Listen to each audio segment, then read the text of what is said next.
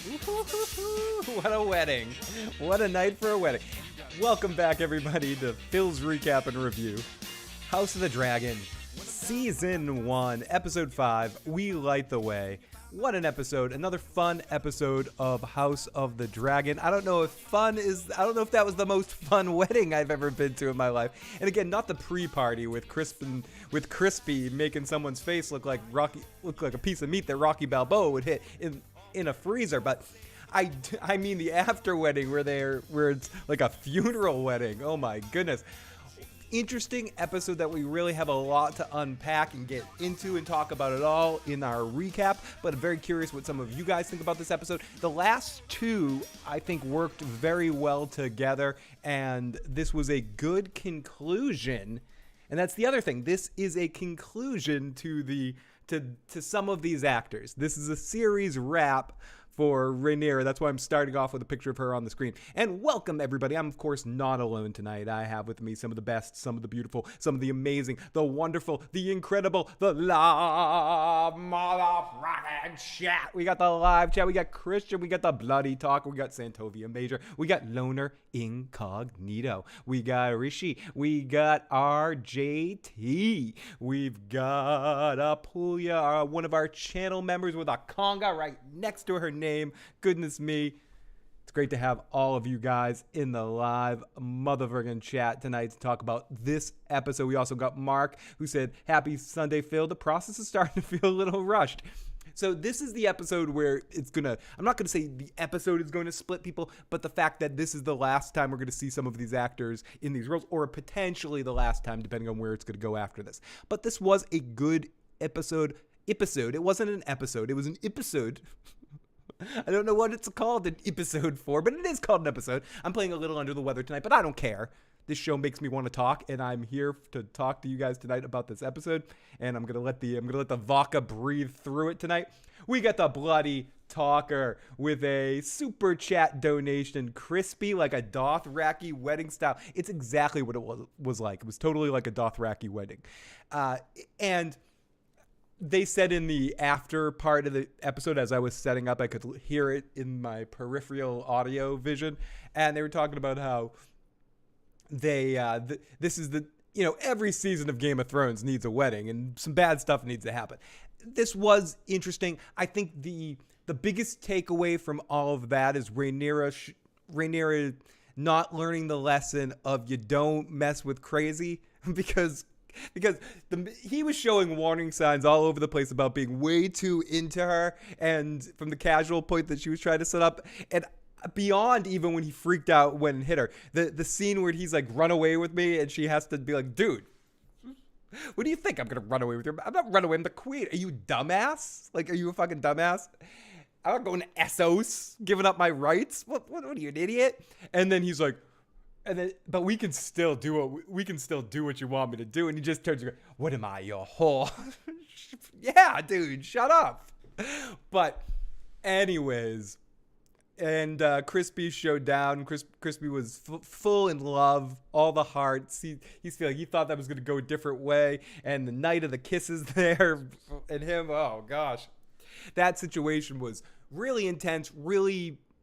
The scene itself was shot a little weird, but we can get into that a little bit. But I felt the intensity of the scene, but the scene itself and some of the rationale that goes into the way that scene got put together might be a little, whatever. But we'll break that down a bit later. Let's see what some of you guys in the live chat says.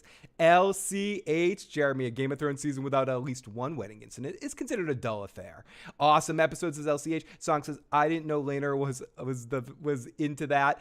John Maker, "I ask for your favor." Love this episode, says Jackie C. The wedding was crazy. M. Branch, great to see you too. Great to see all of our friends in the live motherfucking chat. Loner Incognito, seriously, do any of you guys think all these time jumps are because they didn't think they would have a second season and brought it this season?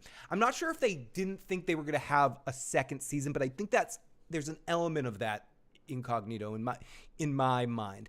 It's more that they weren't sure how the general audience would take another Game of Thrones show, regardless of quality, because of the bad reception to the last couple of seasons from a critical standpoint, and especially in the last season, from the audience's perspective and interest in how they thought it ended and the quality of it.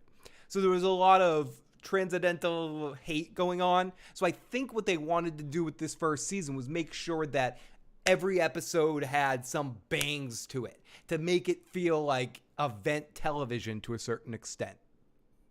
So I think they're fast forwarding it, and they paced out this season to a specific way and kind of zip through it, and the tempo is increased because they want to make sure they keep it interesting, to keep people coming back, to keep people wanting to watch it more.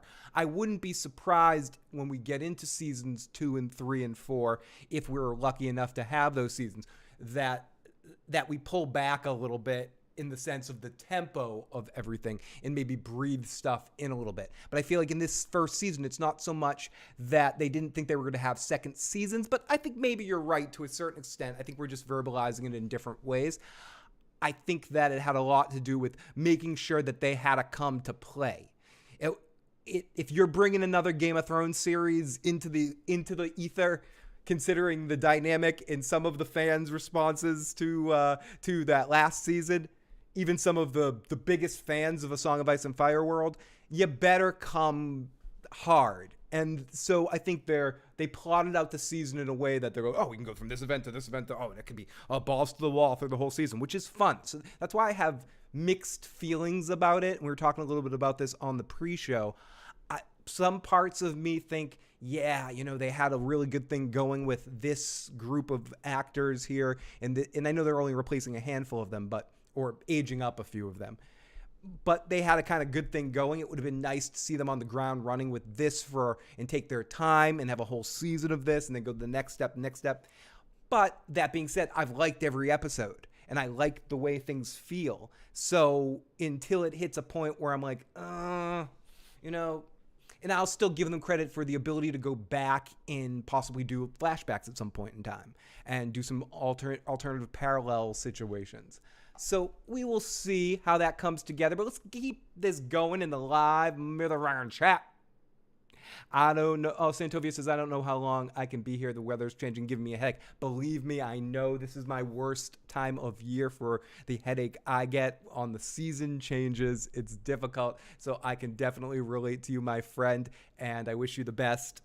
And I hope you stick around for as long as you can. And thank you for being an amazing channel member, giving me that dime bag of support, which you get access to some silly ass emojis. You get the dude. I change them out sometimes. You get some fun emojis and some other interesting perks, so you can always help out the channel that way if you're able.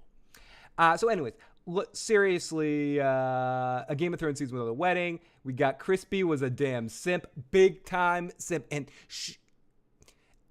and it was so obvious when they had that conversation in the boat. It was almost cringe watching in the sense of having to feel like, because I've been in that situation too. Maybe not with a princess, maybe not in such high stakes where what I'm doing is treason, but I've been in situations where I misjudge the dynamic of what I'm in and then get a rude awakening in a certain situation.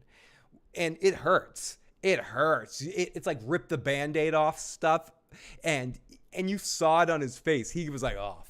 And Rhaenyra had an amazing moment. I almost want to make a video with Job's voice from Arrested Development. I think I've made a big mistake. There was like one point in the episode with Rhaenyra gets this look on her face like, I made a big mistake with this guy. Oh my God, did I? And I also wanted to add that I'm really upset with myself. Whatever world power universe thing that would have allowed me to get on an episode of a Game of Thrones series probably would have been tonight's episode with that crazy dude with the gray hair playing the djembe drum in the middle of the dance scene. Like I'm kind of pissed off. I missed my window. I mean, unless they do another scene like that later, that was so perfect where they were all dancing the mamushka. It was, that was my job. That was my cameo. But no, I missed it. No one calls me. No one calls Conga Drum Phil. Give me a break. But anyways. Don't get why the Night of Kisses went there telling Crispy anything. That was really dumb. I'm guessing he got jealous. and he wanted to elicit some power in case anything messed up for him. So he had to make sure he was the head mistress in charge there in that situation, and wanted to make sure Crispy knew what the deal was. But I agree, it's kind of a stupid mistake. I don't know. The Night of the Kisses was, he wasn't asking for Crispy to pound him into like death in that situation, but he was cock walking a little bit to be like, this is my man, stay the fuck away from this whole situation. I'm not happy about this either. But and he was also trying to leverage the agenda of putting Rhaenyra in a situation where she would have to keep Laenor's secret because he's protecting Laenor.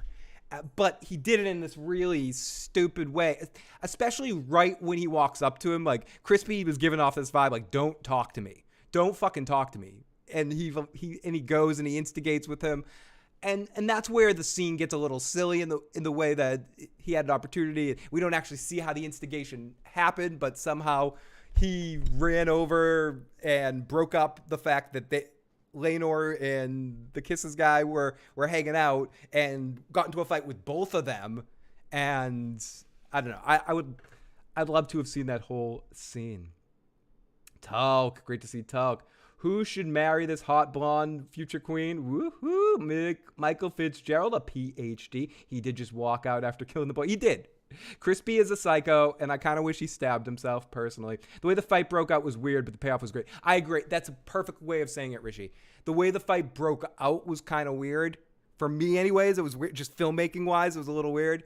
But the payoff in the end, when we finally get to it, I understand what they were trying to do in that scene for me.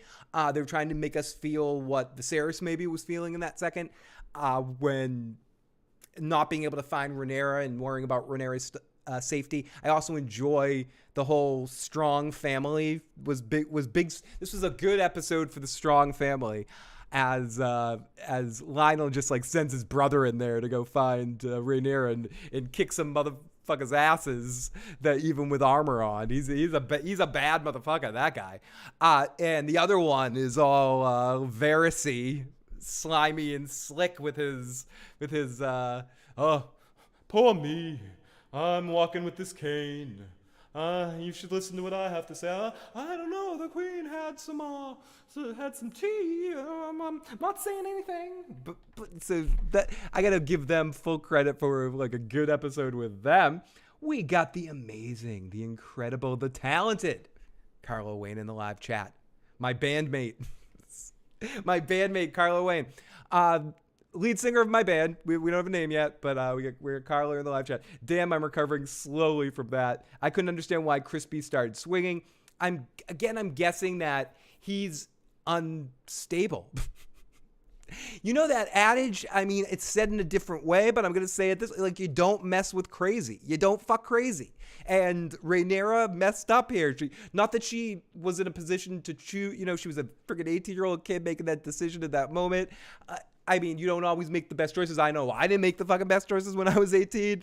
But you have to make that mistake to learn that mistake. But when you're in that position with all that power and you're dealing with someone like Crispy that can kill people so easily, she picked the wrong consort that got very clingy and is unstable as fuck. And she also picked the poor Kingsguard. So that broke his oath easy because someone, I think Gray and Bridge were saying this earlier, if I'm quoting them correctly, and I think Tony was saying this too. Like, Barristan's not breaking his oath. Most Kingsguard, except for maybe Jaime Lannister, are not breaking their oath.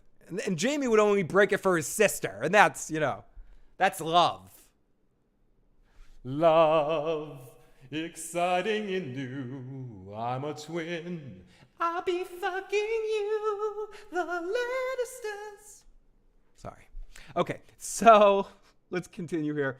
I couldn't understand why Crispy started swinging. The wedding took place right after the murder. I think some time passed. That's where it got a little bit hinky with time. Because it was supposed to be 7 days of celebration, and at the end the wedding occurred. I don't know if there was 2 weddings, one wedding and a funeral or something like that going on. I don't know if it was the day after or there were several days after, but there was a wedding and a funeral. Dun, dun, dun. I bet he wanted to punch Daemon, but so he smashed Sir Kisses instead. I saw the Hightower specifically going to throw blows to the Valyrian. I wasn't sure. Damn, Crispy, you messed up the whole damn cookout. Yeah, mixed feelings about it because I like everything I've seen so far, so I don't want to question the pacing too much. And so maybe if they took their time more, I wouldn't feel as strongly about liking it. I think they really wanted to make an impression in this first season and chose to pick out the arc of this season very specifically and go episode to episode, jump a certain amount of time. I was talking about this earlier in the earlier stream too, setting up for our big time jump in this next episode into episode 6, where we got our 10-year time jump. I think they were prepping it. They're lubing everything up, lubing us up with these smaller time jumps till they can truly stick us in with this big, huge, which probably be the biggest time jump, at least of the season. I think there might be another one, as Bridge was saying earlier, Bridge 4 was saying earlier on the pregame stream, but I do think it's not going to be as long as this first big one that we get. Okay. Winter is coming. Patty Constantine and Matt Smith have a great dynamic on screen. Even when they don't talk, they have an excellent dynamic on screen. Amanda. Let me toast to Amanda. Thank you so much. I saw you in the other stream. I didn't get a chance to say hello to you. I don't know. I'm talking weird tonight because I'm under the weather. Hello, everybody. I am trying to verbalize tonight. Oh, yes. Crispy, crispy, crispy.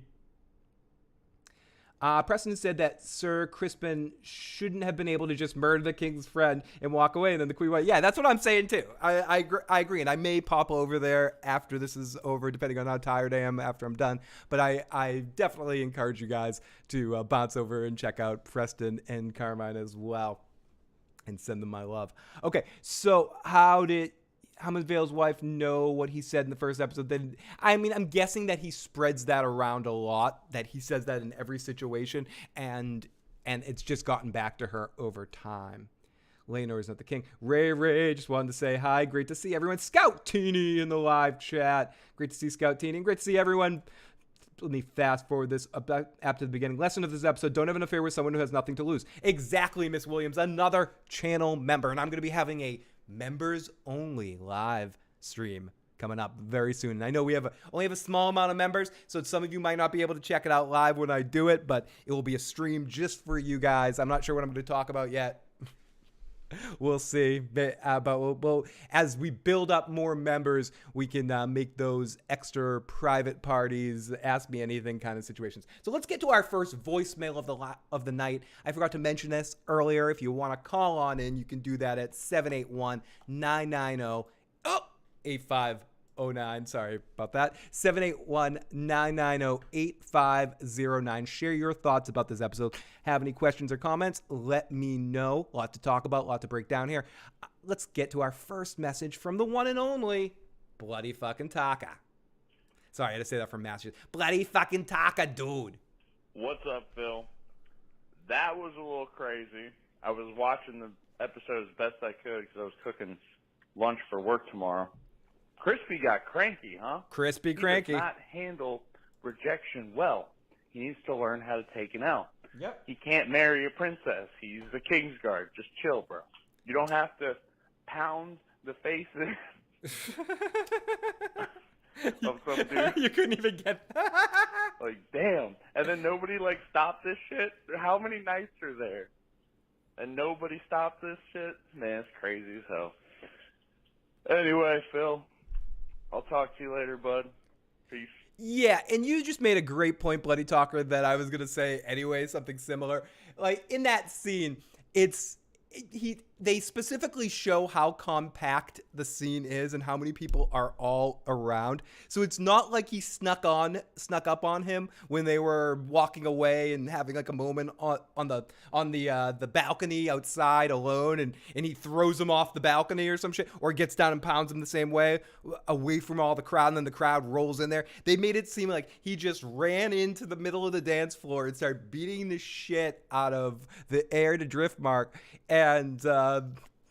and his sworn protector, and no one stopped him except for, and then it took someone else to call in extra guys to stop the situation. It's just an interesting kind of setup. It was pretty funny. Gecko in the live chat stopping by before I see the episode to give a thumbs up and say hi to the live motherfucking chat. Ho ho ho! Great to see so many. Big E, John. Case of Lady Royce's assassination. That's going to come back next episode, I have a feeling. Rhaenyra wasn't the king. Rhaenyra was like Loras. Alicent is dangerous. All that resentment. Here we go, Daemon Rose. We got Iron Throne in the live chat. Great to see so many of our friends. Jackie C.I., one of our good old friends. I see Fury in the live chat too. Great to see all of you friends. It's the best part of all of this. Coming back into Game of Thrones, getting to see some of the old faces and voices that I've missed for so many years here since the last episodes. Here we go for another voicemail. Phil of House the Issues Guy, it is I, Roger Snow, the bastard of the North. Best episode tonight has got me... You bastard! In so many directions. I was expecting the king to die multiple times, but I was not expecting him to die like that at the very end. I thought if he's not going to die this episode, mid-episode, maybe next episode, but he passed this episode. But one thing I have learned from watching Game of Thrones is that anyone listening out there whose name is Joffrey should probably stay away from weddings. Definitely an amazing point, as always. Great call. And please, if you're in the live chat right now, please hit that like button and make sure if you're not already hitting that subscribe button so you can keep up with us all season after every single episode coming out here live. Okay, we've got one more voicemail for right now. The one and only, the amazing Antoine Thomas from House Targaryen. Hey Phil, this is Antoine. Yeah, I saw the episode and I saw the preview to next week's episode, but it looks like they're going to show Rhaenyra dying or being executed by Aegon. But here's the thing. When that episode ends and Aegon hosts a funeral and stuff for Rhaenyra, I might not go. But I know y'all going to be going with the practices and stuff. Some of you so-called haters and stuff. I'm not no fan of Alicent. You know, the bitch that married Viserys and stuff. But I enjoy this, and I'm hopefully to see the next season because they supposed to bring others here. But Whoops, I think the message got cut off at the end there, Antoine. I am very sorry, but great to hear from Antoine as usual. Killmonger says the king was up there, like someone get him. Okay, we haven't talked about Viserys yet, falling apart like all hell. I mean, there's been talk, does he have a leprosy or something? Whatever he has, his body seems to be completely falling apart. By the end of the episode, he passes out in a pool of blood and shit, and it doesn't look like he's along for the world. If I didn't, and again, this is slight spoiler from the teaser, and Antoine was talking about the teaser as well. We see Viserys again, so if it wasn't for seeing him again, I would just figure he died. I think this is interesting. Two interesting parallels from the main series. I don't always like to compare things one for one with Game of Thrones, but we did see the fall of a king in the first season, and we're seeing it again here. This is far sadder. I don't know, and this is to book readers out there that in the live chat. Maybe I should put this in as the question. Do you feel bad for the king? Like, do you feel bad for the king? Just simple. Do you feel bad for him? And I only said the king instead of his name, so I wouldn't have to spell Viserys, and just kill the spelling of it. But I feel kind of bad for him. He's in so many ways. He seems like the actor is playing it in a way to give me real emotion. I guess I should have asked that question a little bit differently in the chat. More comparative in the books, do you get the same feel for him? But I guess it's not as detailed. It kind of goes to his point that he makes in this episode of how will I be remembered? In some ways, this king is an afterthought king. So that's what gave Paddy Considine so much room to develop this character and who he is. But excellent work by him playing somebody that's trying to be something within and dealing with the legacy of his entire family and prophecies and oh my and dogs and cats living together, mass hysteria, like everything. So fuck, I feel for him. Did you all catch how the younger Maester Loki questioned the truth? Miss Williams, thank you, channel member, Miss Williams. I absolutely did. In fact, did you, he mentioned some herbalistic cure and he's like, no, we'll get leeches. The leeches work. And did you also notice how once the fight broke out, the Maesters got up and ran the fuck out of there? Quick. They're like, oh, shit. Shit's on. We got to get out of Dodge City. Someone asked a question, would she rather be with Daemon or Krispy Kreme? Krispy Kreme, I like that one. I like that Krispy Kreme, whoever just said that. A very human portrayal of the king. I like this. Even though he is a shit show of a king in a lot of ways and you feel bad for his castrated rule, I still love the performance. And the performance endears me to him in a different way, but equal way that Mark Addy, is that his name, that gave to Robert. They are in no way similar characters. In other than that, I truly, in some ways, feel and connect to their emotional plight.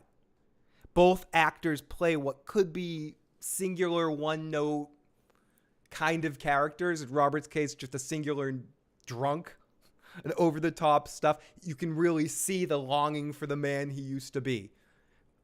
Sometimes in scenes that weren't even in the books, like the scene with Cersei, with the two of them talking, that was created for the show. And a couple of other moments here and there that pop in. And with Viserys in this show, completely in a different way, but equally as powerful, I'm really feeling his plight of what he wants to do and how he's trapped in this position and has no way out. Robert's is a little less sad and a little bit more, you fucking dummy, because it's self-inflicting. And I think in some ways Viserys was a man put in a position he didn't 100% deserve and is having trouble living up to that, and also has a lot of forces working against him.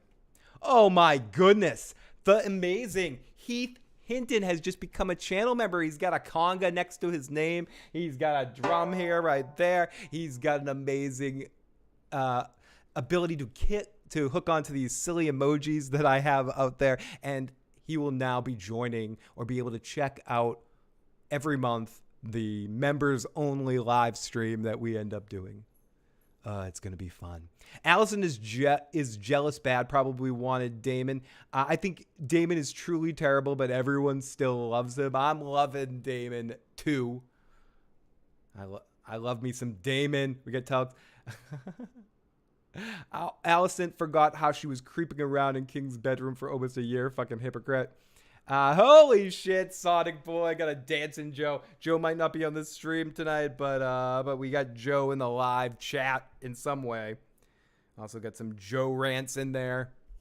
Hey, Phil, we got 1998 champions. Great to see you in the live chat. It's great to see so many nice, amazing friends that we've had for so many years checking out our live streams. Heath Hinton says, Criston Cole possibly be the biggest simp in Game of Thrones history. He's the type of guy that falls in love with anyone who will show him attention. Daemon does what he has to do for advancement. This guy has to take it into a fight and act like a psychotic douchebag. I know Heath Hinton is a nicer man than I. He's not calling him a psychotic douchebag, but I'm going to call him a psychotic douchebag. A really bad, he wasn't even getting broke. I was just about to call him a really bad breakup-y. but he's not. He's a breakup person. Ow. If I stop and every once in a while go blah, blah, blah, it's because I had some dental work done this week.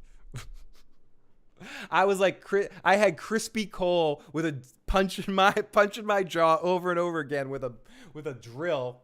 And I got to go back in 2 weeks. So I'm a little bubble wopper. I want to talk about that. Like if I wasn't trying real hard, this is how I talk right now. I'd be talking like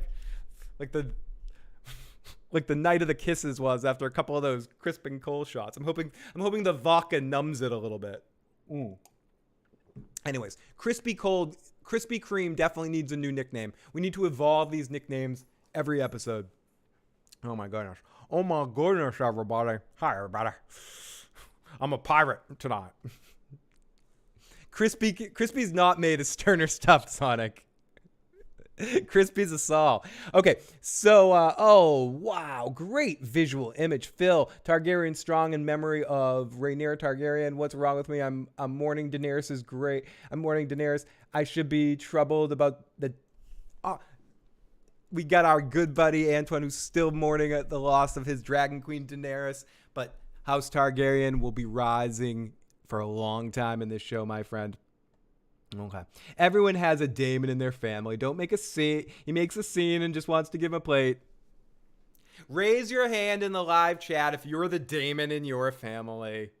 In fairness, and members of my family might be watching this at some point in time, I think a few of us have taken turns at different points in times. Myself, my cousin D, my cousin A, really the three of us, my cousin G, not really my cousin C. Usually it's or a P or E.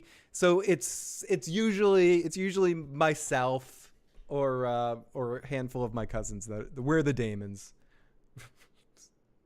Yeah, it sucks. It sucks, Sonic.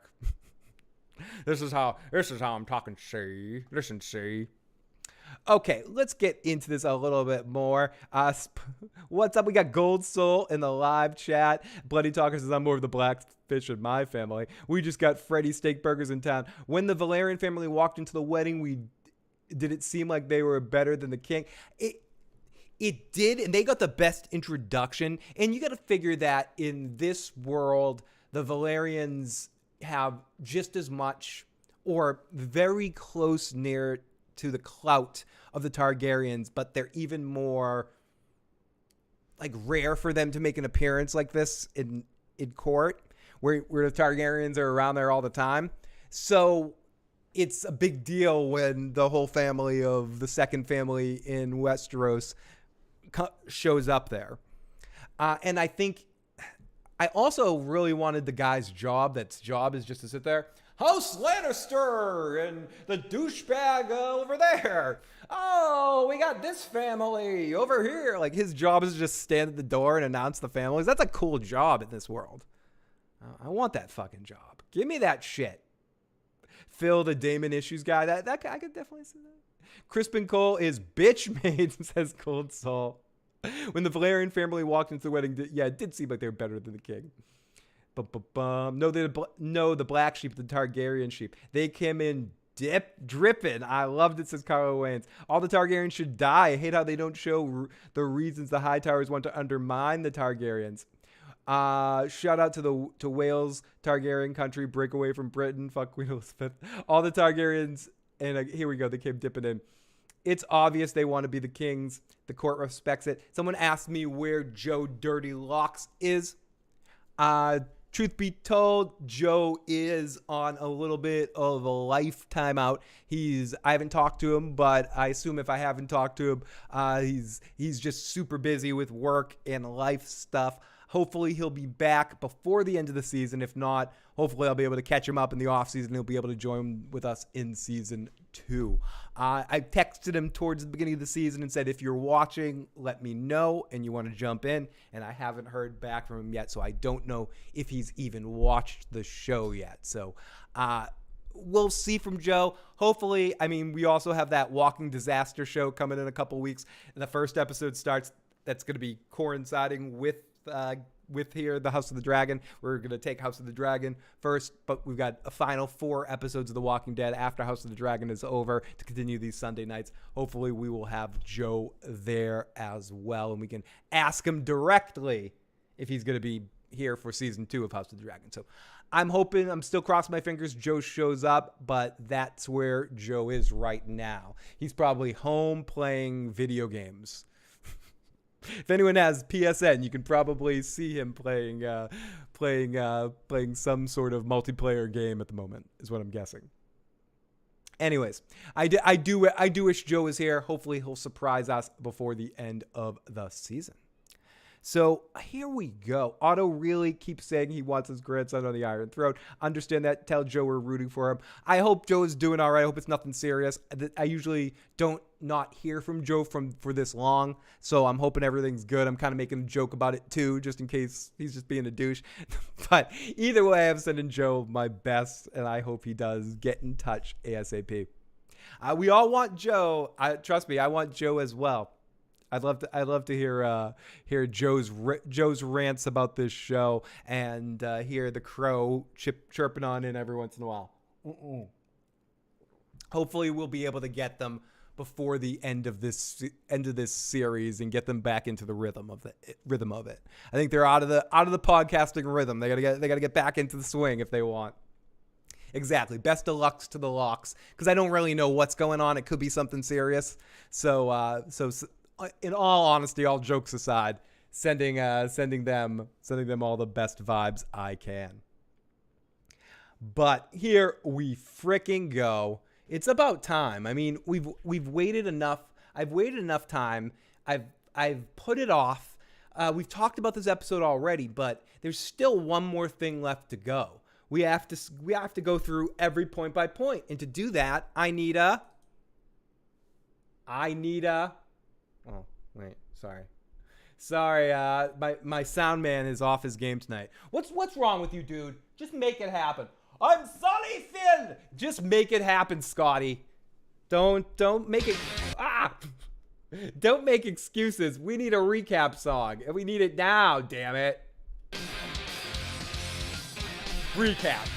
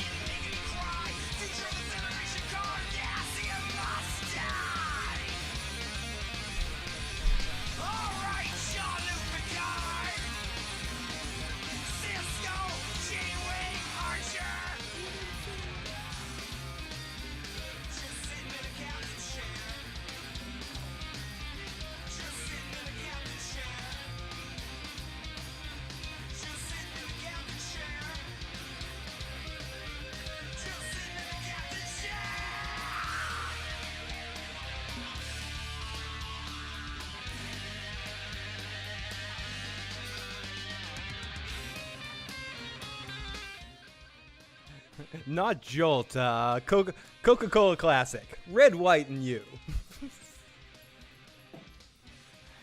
Trust me, I actually needed that caffeine burst, and Lotus decided to make an appearance in the live stream. Welcome to the live stream, the beautiful Miss Lotus. Welcome, Lotus. I know I should have been in that scene with the mushrooms. And I believe I will. There is a SoundCloud page where I posted all of the songs that I played during the shows from my two of my past bands, FDT and Mosquito Gonzalez. I don't have any music up from the newest band that we're recording right now, but that song, Captain's Chair by Mosquito Gonzalez, touch base, email me, igotissuesman@gmail.com, and I should be able to send you a link to the SoundCloud page that has those songs if you want to listen to them in their entirety. There's a handful of them that I play at different times during the shows. So you can check that out there if you're curious of that crap.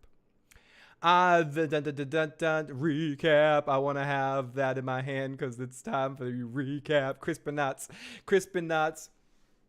Lotus joins the show at the right time. Should we?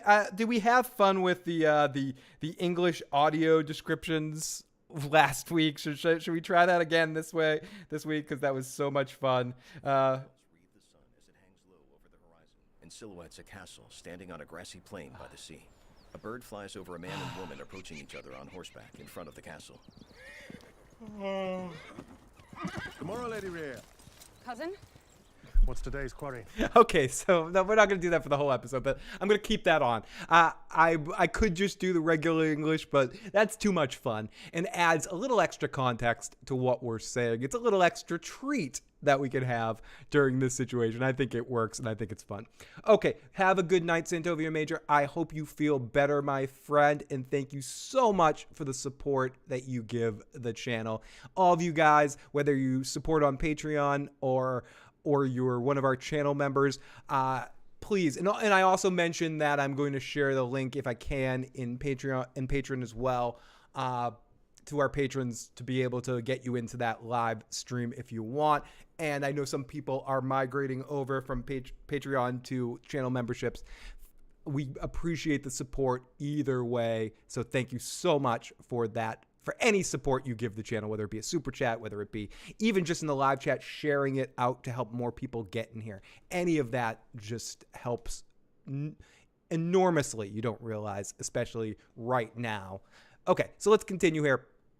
We open up, we see clouds, we see a castle, we see a horse running, we meet two folks, they talk shit a bit, and they go off. It's a beautiful shot, real scenery. Someone's blocking her path, a hooded figure that walks towards her, and this is Daemon's wife. Rabbit? Dear. Rhea bobs up and down in her saddle as she rides and looks steadily Oh, she ahead. rides.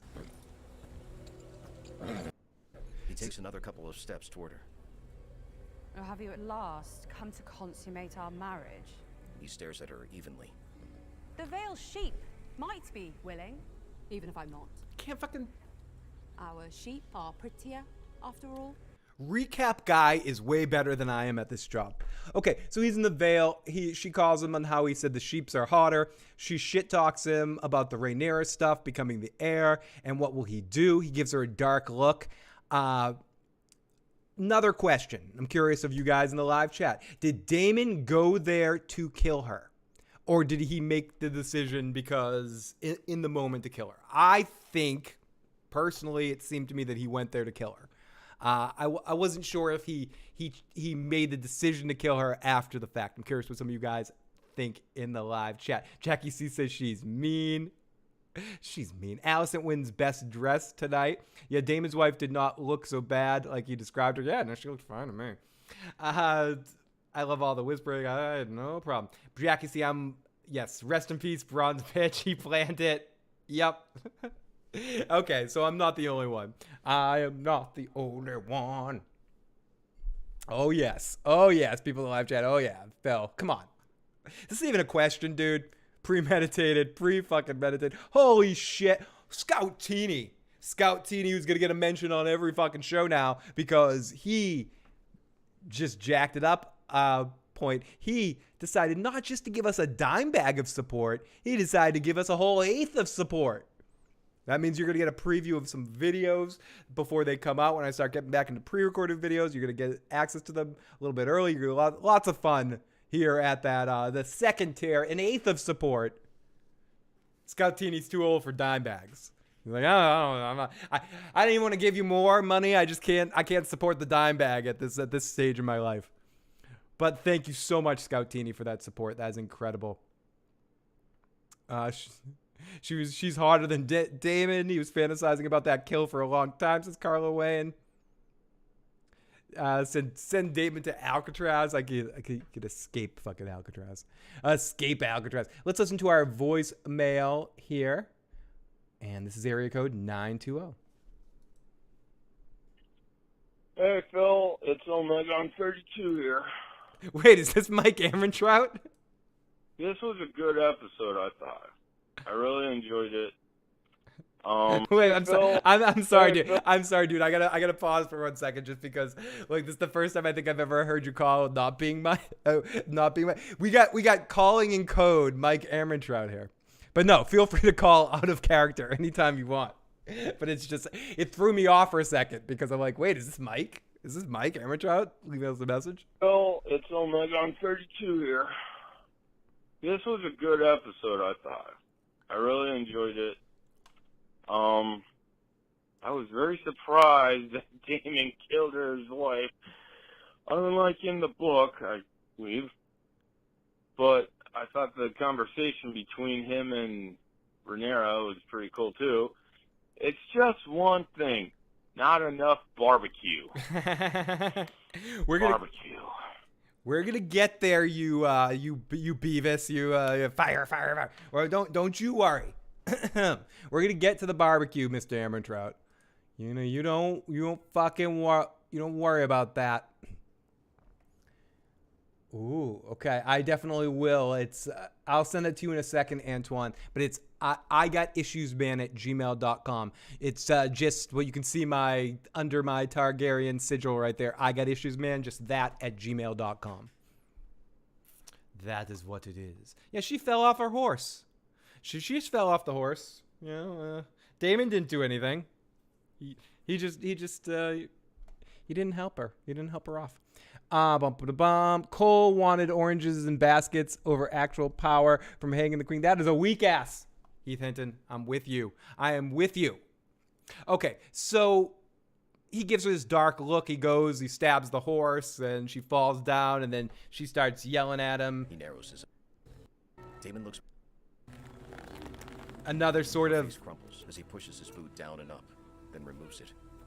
Ooh. He turns and begins to walk away. He takes his boot and puts it up and down and down and up. I knew you couldn't finish. So he's going to walk up. She says, I know you couldn't finish. Because he was just going to leave her there to die because it would look better. But no. She talks shit. And he just walks back Daemon lifts a large rock from the ground. and picks up a rock. He carries the rock to her. What's he do? He goes, Man hacks a- slam! Da da da da da da. Let the bronze bitch die. Slam! Da da da da da da. Let Daemon be Daemon. Slam! He's a Daemon sitting in the Daemon stair. Okay, that was bad. That was bad. It was bad. They can't all be winners. He's crispy. Crispin be simpin'. Wife for a day. Daemon was a horse whisperer. Yeah, Killmonger caught me off guard. Daemon did some witchy hands on that horse. He did some witcher hand, like he started talking to it or something. It's like some Crocodile Dundee shit on that horse. Yeah, I love Paul Hogan. Anyways, okay. Love the shot of the fish getting sliced right after. A really amazing transition, Carla Wayne, because they cut away before he hit her. So it was. I love transitions like that happen, and then we go right into the fish getting cut. Really awesome transition. And to your point, this is right where we're at. Right here, right there. That transition, perfect disgustingness. Fish head off with a cleaver on the ship with a golden dragon figurehead. A servant holds a bucket out to Viserys while he sits in a chair under an awning on the deck near Lionel. Okay, so the king is up on a deck. And it cuts to the ship. The king is getting sick. Every episode, this dude is having pieces of himself washing away, and this episode is even freaking worse. Crispy's there leading Rhaenyra out, and they all look. They see they're heading towards Driftmark, and it's again, this is a nice transition. I have to credit this show consistently on just looking beautiful. This is where it's inarguably, in my mind, better than its predecessor. It just looks better visually. They they've created such an amazing visual palette. And I'm coming off fucking Better Call Saul which is one of the greatest visual palette shows ever. And this show is whelming me. You know, I'm like, oh wow, the cinematography on the show is awesome, and great landscapes, great stuff. The stock of the film that they're using, or the video stock that they're doing, just looks great. They're not chinsing on any budgetary purposes. The dragons look amazing for the most part, and the show just looks really, really good. And I know that's been said. It got said a lot in the first episode. I could say it about every episode. I just want to continue to say that the production value on this show is extremely high, and I like it, and it adds to everything that's going on. And if that wasn't the case, and they did it and they just half-assed that aspect of it, it would negatively show against the program, and it doesn't.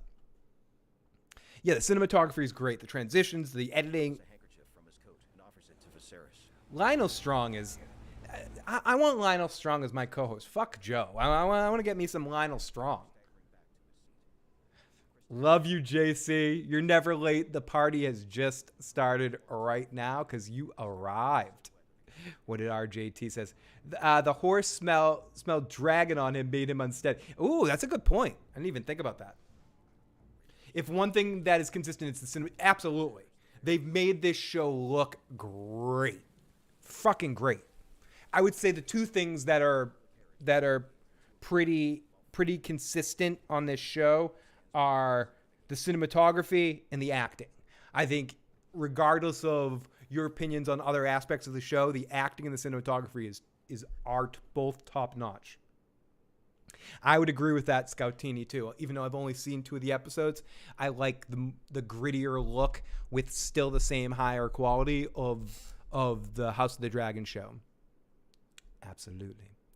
Okay, so we go to another place. We're about to get to an Otto and Alicent scene as she says she doesn't want him to leave, and they have a heart-filled goodbye. Servant holding an umbrella for her. A moment. Alicent hurries away. Wow, I didn't know that they had umbrellas in Westeros like this. From the servant to Otto. Otto regards her as he slips gloves on. I do not wish to see you go. He looks down. Such is the king's decision. A decision I most bitterly regret. So Otto, and I'm going to skip through this scene a little bit. Otto is basically telling her, listen, you screwed me over. You took Rhaenyra's side in the situation. She's like, you tried a little bit too hard to get my kid on the throne and pushed too hard, but I don't want you to go, yada, yada, yada. And then he basically breaks it down to her. Listen, Alicent, when Rhaenyra becomes queen, or starts to become queen, shit's going to go down, and she's going to have 2 choices with your kids. She's either going to have to kill them, or you need to get, either you need to get your kids the hell out of there because she's going to have to kill them, or you kiss her ass and beg to be on her side. But shit's going to go down. There's going to be blood. Be careful, essentially, and kind of sets Alicent onto the path of wanting to investigate more whether Rhaenyra was being 100% honest. It's the combination of this and the conversation she has with Limpy Strong. I don't know what his name is. The one with the cane. And is that Criston? No, that's Criston. Different Criston. That's Criston, whatever his fucking name is. What his fucking name is, dude, whatever you can't call him. Antoine, thank you so much, buddy. As always, I'll read your rest of your messages in a little bit, but have a good night, my friend. Have a good day at school, and thank you for always checking on in here, and long live House Targaryen for you, my friend. So Otto tells her, yeah, you fucked me here because you backed up Rhaenyra. Clubfoot. Okay, thank you, Jackie. Killmonger says, you wonder that she'll be killed. She will kill her children to secure their claim. Yeah, so you got to get your kids out or kiss Rhaenyra's ass and promise her that her kids will support her claim. Low tower, burning glass candles. Interesting stuff. I love how the uncle did come to the wedding to check in on her, and who knows what they're up to. and the strong clubfoot strong. Okay, that's Larry's clubfoot strong. Larys, I'm gonna call him Larry. Listen, Larry, this is what happens when you fuck a stranger in the ass, Larry. Otto says the king will die and he won't be an old man. And if Rhaenyra is queen, there will be war and your kids will be killed. She's told Otto, you either have to train Aegon for kingship or beg Rhaenyra for mercy. You got two choices. And he hugs her and he leaves and she's sad as fuck. The green dress was a wow, what the fuck kind of moment. It's war, Peacock. I say this too much. It's war, Peacock. There will be casualties. Oh my God, can someone explain to me why Criston killed that guy? What the fuck? He killed him because he's an unstable dude and he's butthurt that Rhaenyra told him he was just a fuck toy and he can't handle that because he's fucking weak ass because he's simping on her too hard. And he had a little freak out when the other guy taunted him about it. That felt like he was trying to not even be a dick to him, but be sort of cocky, pricky about it. Like, you and I are the two whores. How's it going, buddy?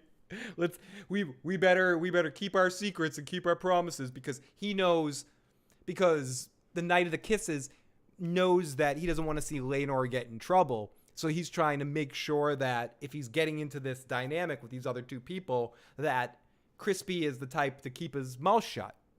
So he was sort of testing the waters there. And Crispy was like, nope, not dealing with that because he's butthurt. So I'm your whore? Fucking Crispy, dude. Come on. What do you think? You really think she was going to run away with you, dude? That dude's not smart.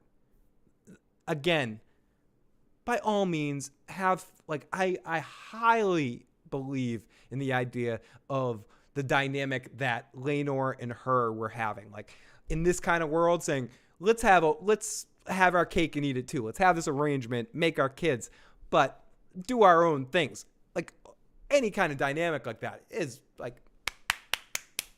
but you need to keep crazy ass people out of those kind of dynamics. They can't handle it.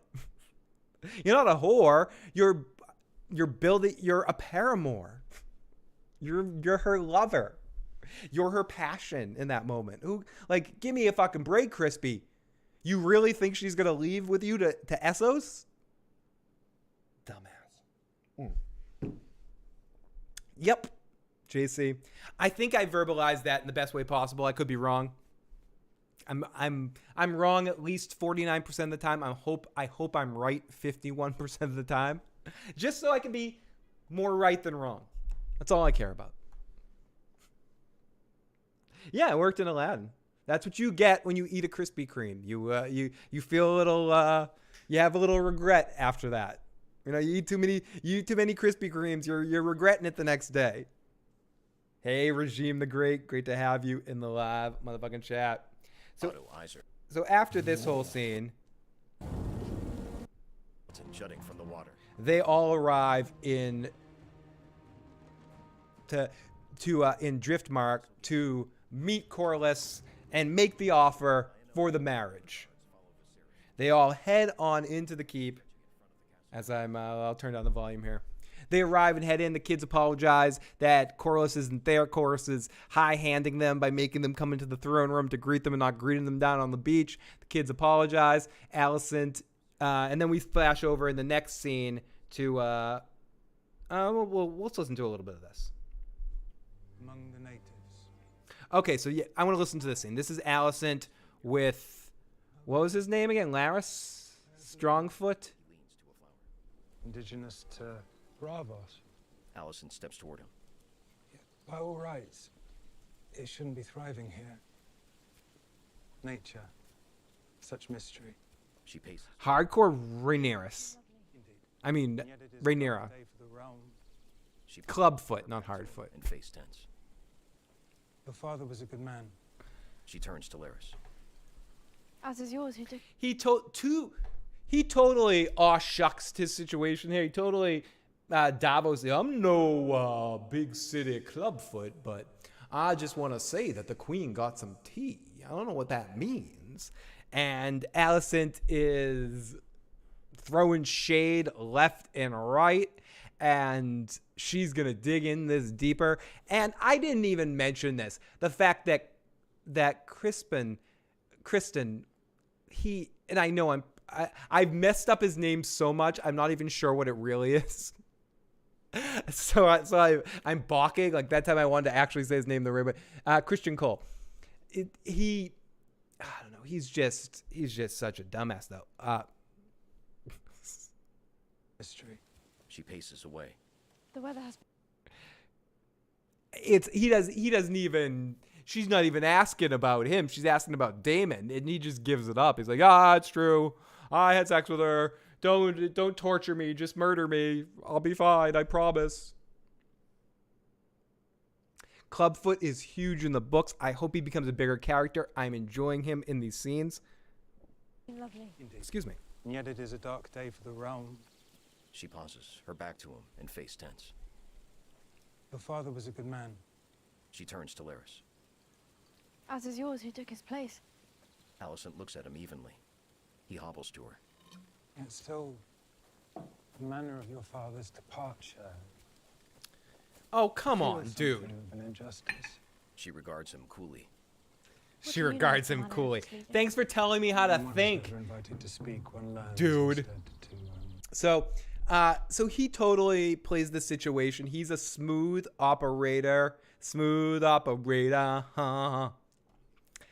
So let's listen to a voicemail we have, and you can call on in. You want to get your voice in the show? You can call in at 781-990-8509. 781-990-8509. Before we take this voicemail, let's take this super chat from the incredible, the amazing Maud Mary. Do you like your Krispy Kremes jelly-filled? I do like jelly-filled. I'll eat a jelly-filled, but my favorite donut has always been a chocolate donut. Just like that, I'm just a chocolate fiend. So when I go donut, I usually will go full chocolate donut because I don't go donuts too often. But I love donuts are one of those things that I don't think, other than the coconut ones, there's not many donuts I don't like. But if I'm presented with a pick of donuts, I'll always go to the chocolate one.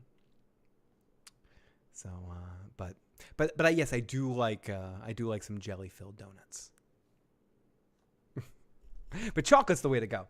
Scoutini's going to go watch the episode. Scoutini, thank you so much for checking on in. Hope I'm still going when you get back. If not, thank you for becoming a channel member. Toast to you, my friends. Oh, it's a metaphor for Crispy being a fucking jealous motherfucker. I get a little jelly. Okay, I'm sorry. I read it as a Krispy Kreme jelly. I understand now. Now, let me reread do you get like crispy? No. I'm not like that at all. I'm the opposite.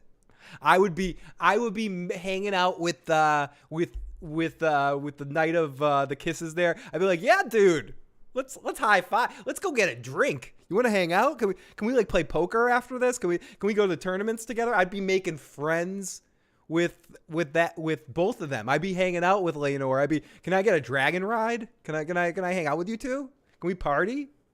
Because I know she's gonna be doing her own thing. She's gonna get bored with Criston after a while. But no, I'm not. I don't get the jelly I'm more of a honey dip stick, passing it around and everyone gets a bite. Without going too far down that road, please tune in to one of Tony's After Darks or one of my Uncle Phil's Ketchup Couches for more information about all of that. So I get it now, Maud Mary. It took me a while. I'm slow. I like the orange and cinnamon Krispy Kreme special. Why does everything Carla Wayne makes me go, Toast to you, Carla Wayne. That's why I'm in your band. Bavarian cream. I love how I took a low-key, very slyly written dirty comment or interesting question by Maud Mary, and I'm getting everyone to tell me about their favorite donuts. They might have gave you a different type of dragon ride, says Kill. Oh my goodness. Charlene, I feel like such a dumbass. Like, why did he start talking before Alicent finished her speech? Yeah, exactly. He gave it up. Like, dummy. Obviously we know he wanted to give up that information as something he wanted to be punished for. He felt bad in that moment, but I feel like I have to teach a lesson to people. When you're in that moment and they're accused, until they present you with evidence, you don't admit to shit. Like, what are you doing, Krispy Kreme? Like, he was just dumb. He was like conveniently plot dumb a couple times in this episode. But I don't know if that's book stuff that he admits he's just too earnestly dumb sometimes. But yeah, he made some mistakes. He made some stupid mistakes. Chocolate frosted, Cinnabon.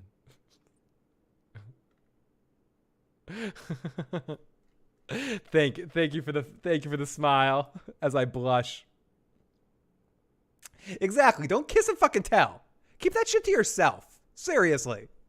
Like, I'm not telling you anything. There's nothing about me, but if I'm lucky enough for someone to come with me, if I'm lucky enough to have someone come, no, if I'm lucky enough for someone to come into my world and have an private type interaction with, that's just of the private variety, so no one has to worry about me, like, bringing that up in public or doing something like that. I keep that shit to my vest.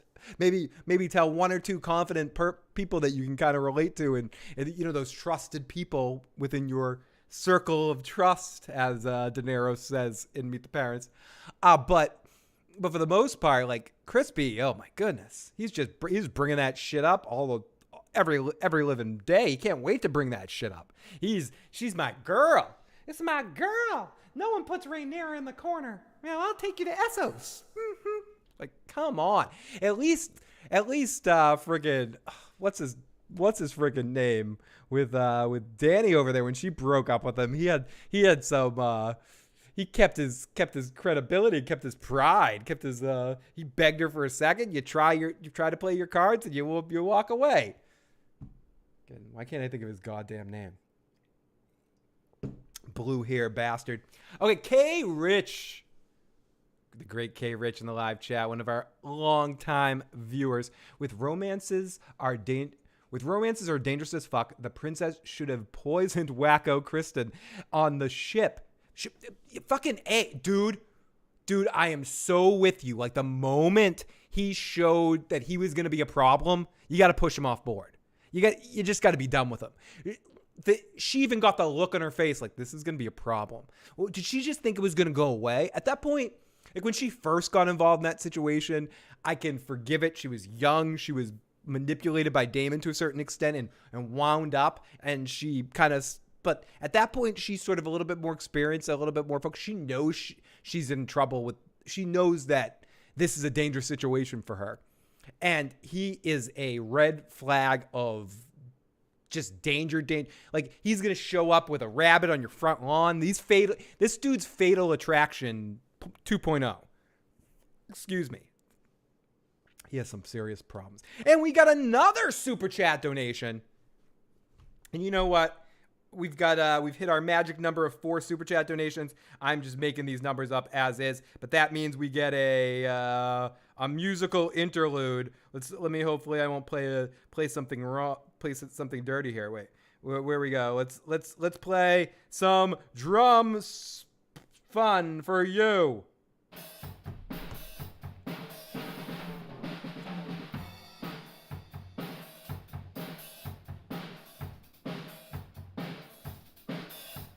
Thank you for the super chat donations.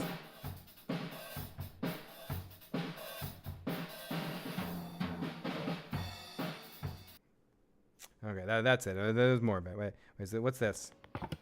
This is bad. What's this? Play it.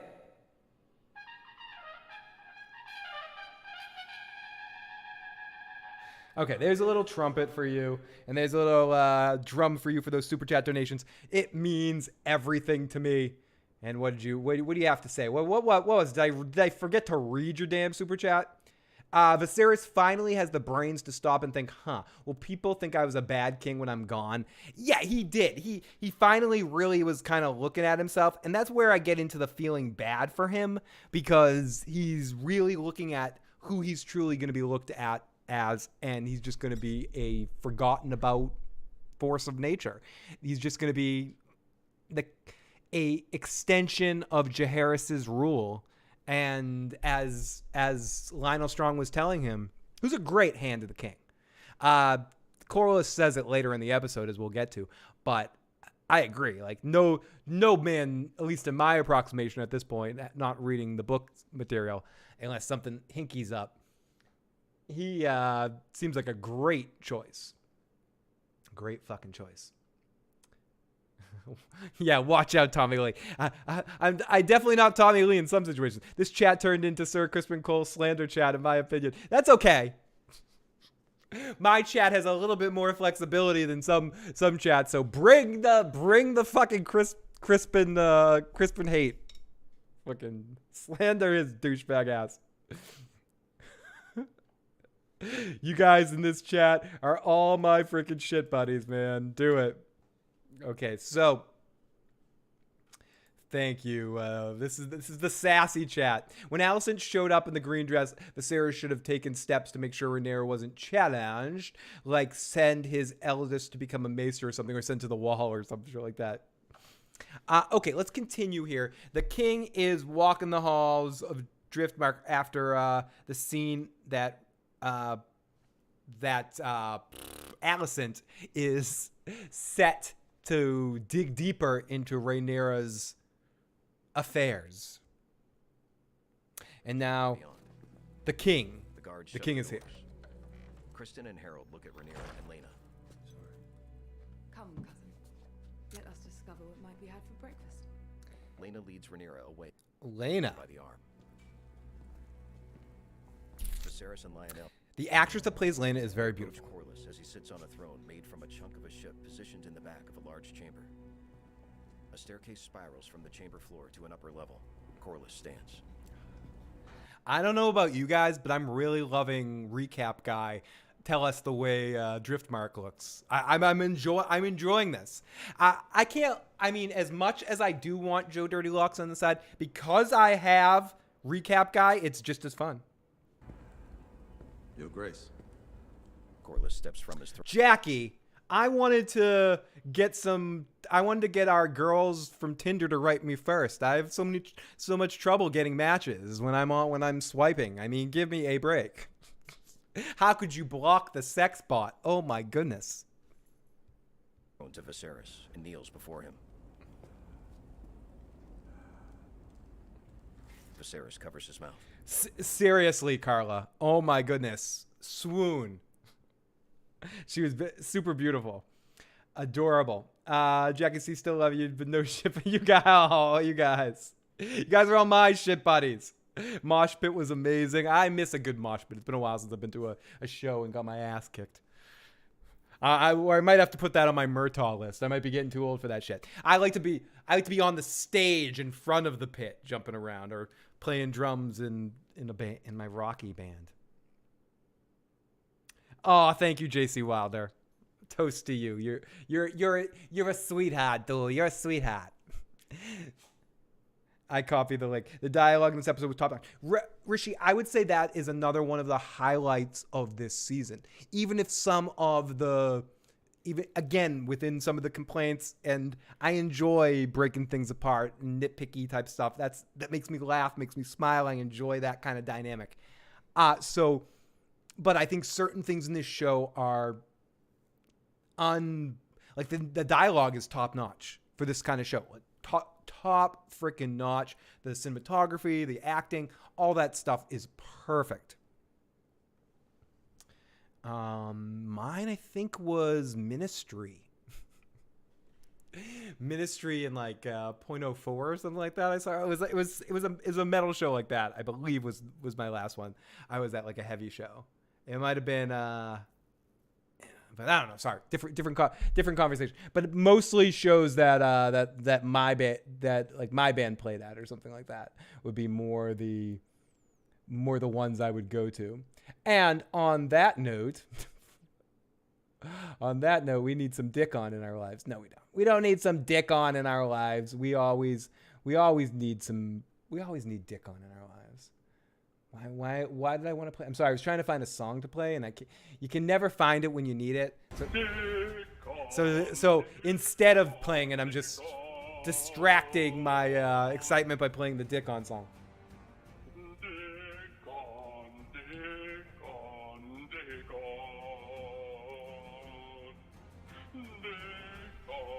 Thank you. Dick on is right.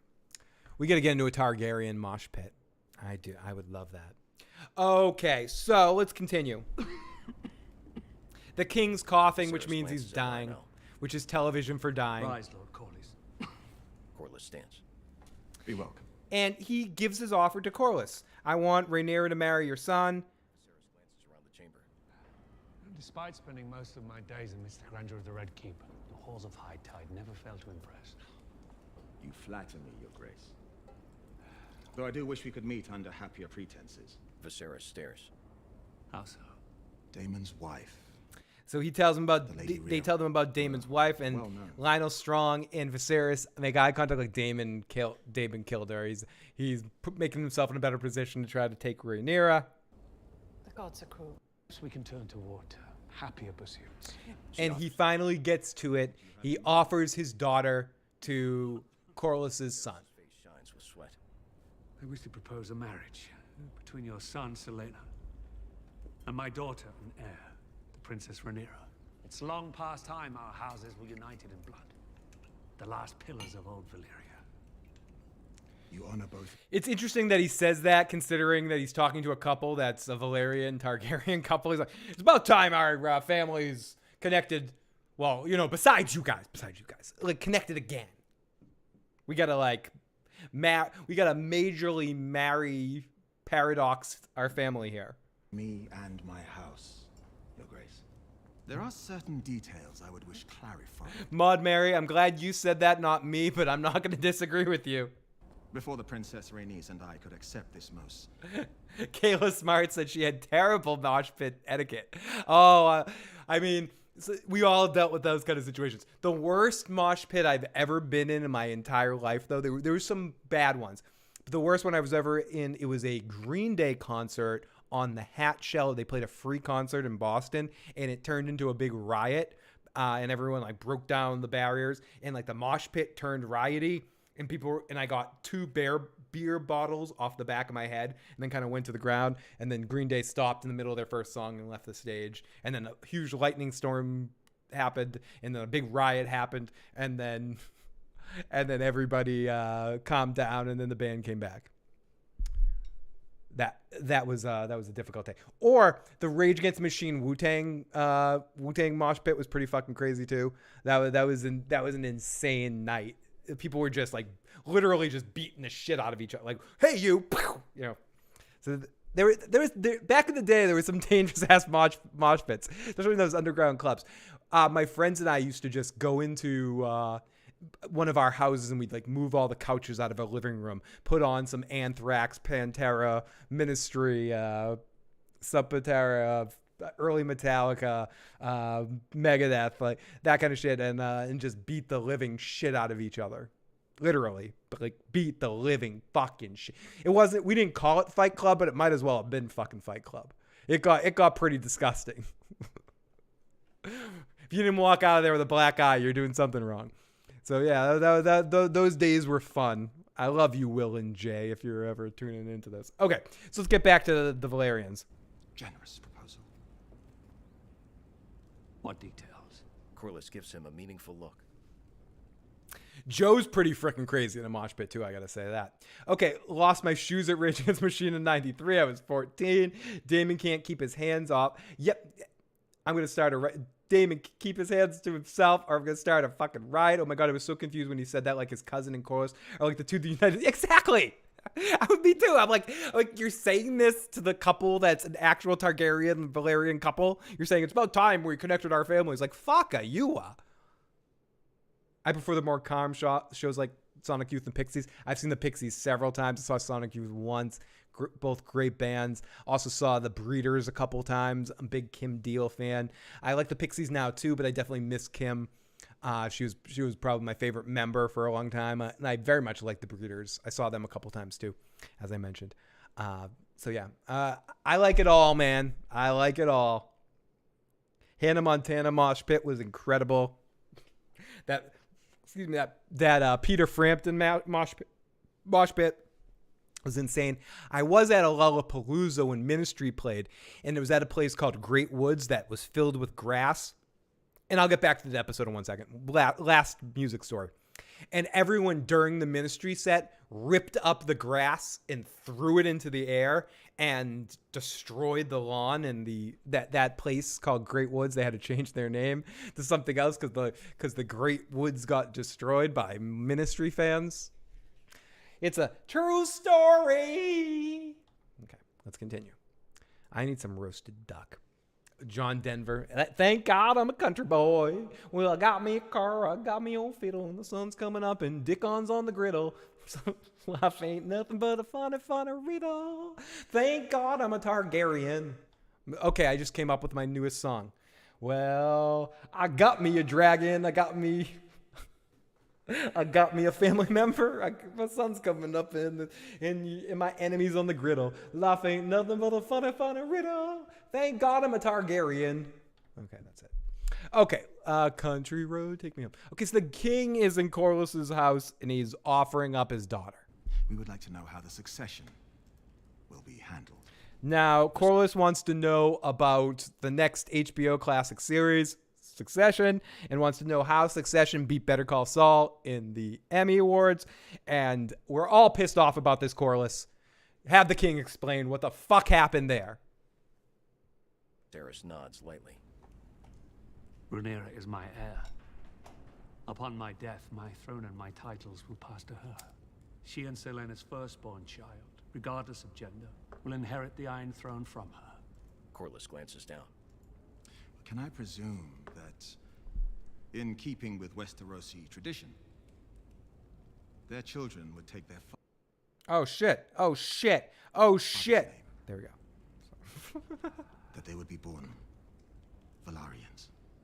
Surely, Lord Corlys, you are not proposing the Targaryen dynasty end with my daughter simply because she's a woman. Rhaenys smiles tightly. Me too. only seek clarity. I actually have watched a handful of Succession episodes. I fucking love it. And I'm going to be covering it on this channel. Apps 100% doing recaps after the episodes air. Make sure you check that out. And I did a stream recently about bitching about Better Call Saul losing 46 in Emmy Award nominations. A fucking travesty. Last video on this channel. Please check it out if you're a fan of Better Call Saul. But no shade on Succession. Great show. Can't wait to talk about it. Viserys hunches. Might I have a chair brought in for you? I do not require a chair. I don't need a fucking chair. Keep your fucking chair to yourself. On their birth, Celaena and Yeah, Mel Torme, they're funky. There's some funky ass mosh pits going on in those. Rhaenyra's children shall take their father's name, Velaryon, in keeping with our traditions. However, at such time when their firstborn ascends the Iron Throne, he or she will do so bearing the name Targaryen. That seems like Dragons a good will compromise. Rule the 7 kingdoms for the next 100 years, just as they did the last. Viserys steps closer to Corlys and Rhaenys. Corlys and Viserys regard each other steadily. Viserys glances at Rhaenys, then she and Corlys exchange looks. This sounds good to him, and they agree to the match, and the king is coughing. He's like, can I go to bed now? I can go to bed. The king coughs. We know he's going to die, and they make a compromise, and it's good. Then we go off to Rhaenyra and her cousin talking about how they'll be married. No need to play this audio here. Rhaenyra expresses her dynamic to him in a very fun way of saying, listen, I know that you're not into me.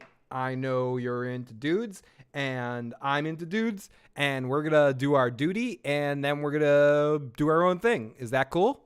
And he's like, that's fucking awesome. You're fucking awesome. She's like, you're fucking awesome. And they high five, make an awesome arrangement, and I'm goddamn jealous. Good job, team.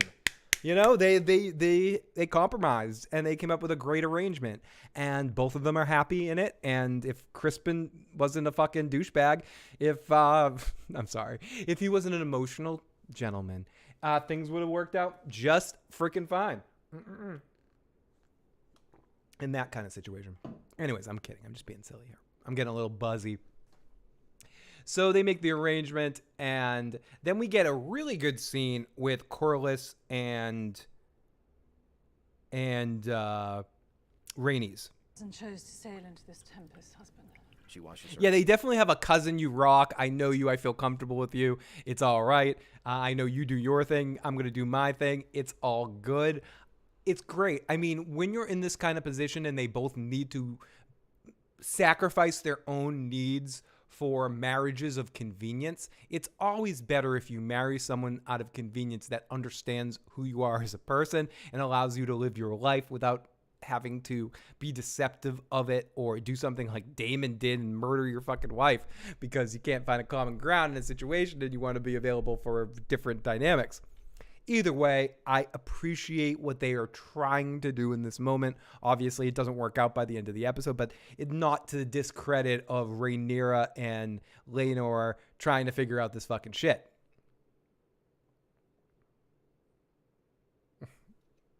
You do. You have to learn what Josh Baskining. Hands in a pan. It's undignified of the king to drag himself here and beg for Laenor's hand. Where is Laenor? He and Rhaenyra are walking the coast. They're having fun. Good. So we get basically Rhaenys expressing in this scene that we can see Corlys be so excited about this whole situation.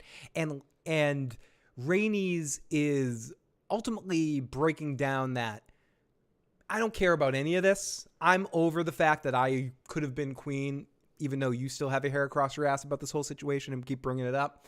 I'm okay with this. The problem is there's going to be blood. Again, she's read ahead in the script. There's going to be blood when Rhaenyra is crowned queen. Our son and our grandchildren are going to be at risk and in danger because of this. I don't know if I'm excited about this whole situation. And Corlys is like, oh, no one can fuck with us. We got all the dragons. We got the dragons. We got the power. We're going to fucking beat them. And she's like, but at what end? I mean, people are still going to die. It's going to be a big freaking mess. So she's not happy about this situation as much as Corlys is sort of seeing the dollar signs and seeing the family respect that he's going to get because of this situation. The house controls the realms. I've always feared. So then we go over to the to this whole situation with Joffrey and Laenor and him explaining how it's cool that you're marrying somebody that's figuring out an arrangement with you, and it was gonna happen eventually, and then they have a kind of a love scene, a connection to show the dynamic of their relationship. So we go over. This is where we start getting into the highway to the danger zone here.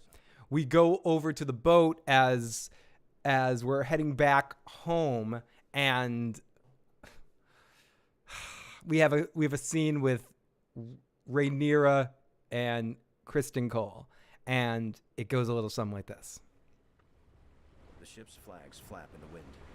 Good sleep for you as well this morning. I needed to see you, Princess. I confess I had a similar desire. She smiles as he fidgets with his hands. You have confided.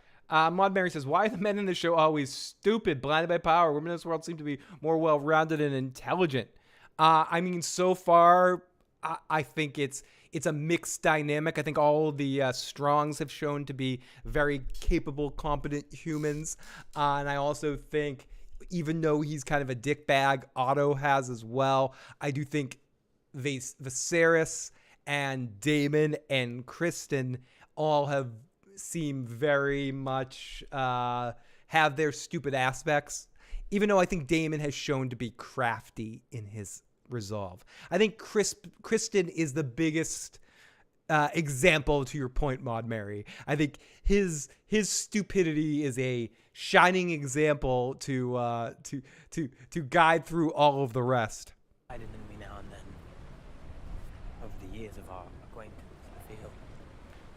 Forgive me. That I know you a bit. She flashes a grin. You know more than a bit. Criston bows his head, then looks firmly at her. I've heard you say so many times how you loathe the... Okay, stop that right there.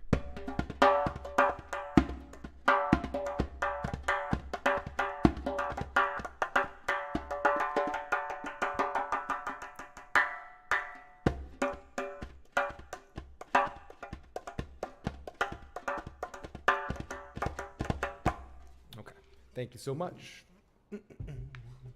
Sorry about that. I was inspired. Everyone, thank you so much for joining me tonight in all the super chat donations. I'm not going anywhere. I just felt like sending you guys a very special love for our channel memberships and I'm realizing all my windows are open. It's like 11, it's like almost midnight and I'm playing the drums. Sorry to anyone that can hear me. That won't happen again.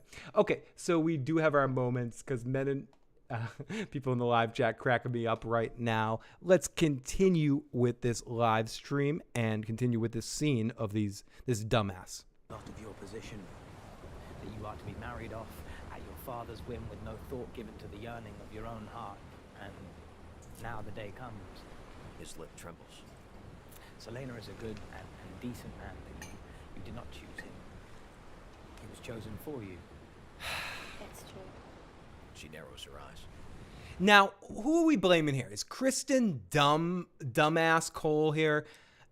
Are we to blame him for misreading the situation, or are we gonna put a little bit of earnest on a little bit of blame pie, a couple pieces of that blame pizza on Rhaenyra for not reading reading the room better with him? If there were another path, one that led to freedom. Good question, L. Saynor Limely. Saynor Slimy. I don't know why I read that weird. Saynor Slimy. Great name, by the way. He should have just, because Joffrey's a cocky douchebag and couldn't help but fucking mention it and had to try to use it as a power trip to say, I'm the head whore in charge. And I've always wished to see where they went. She moves closer to him. Carla Wayne, exactly. His lips tremble.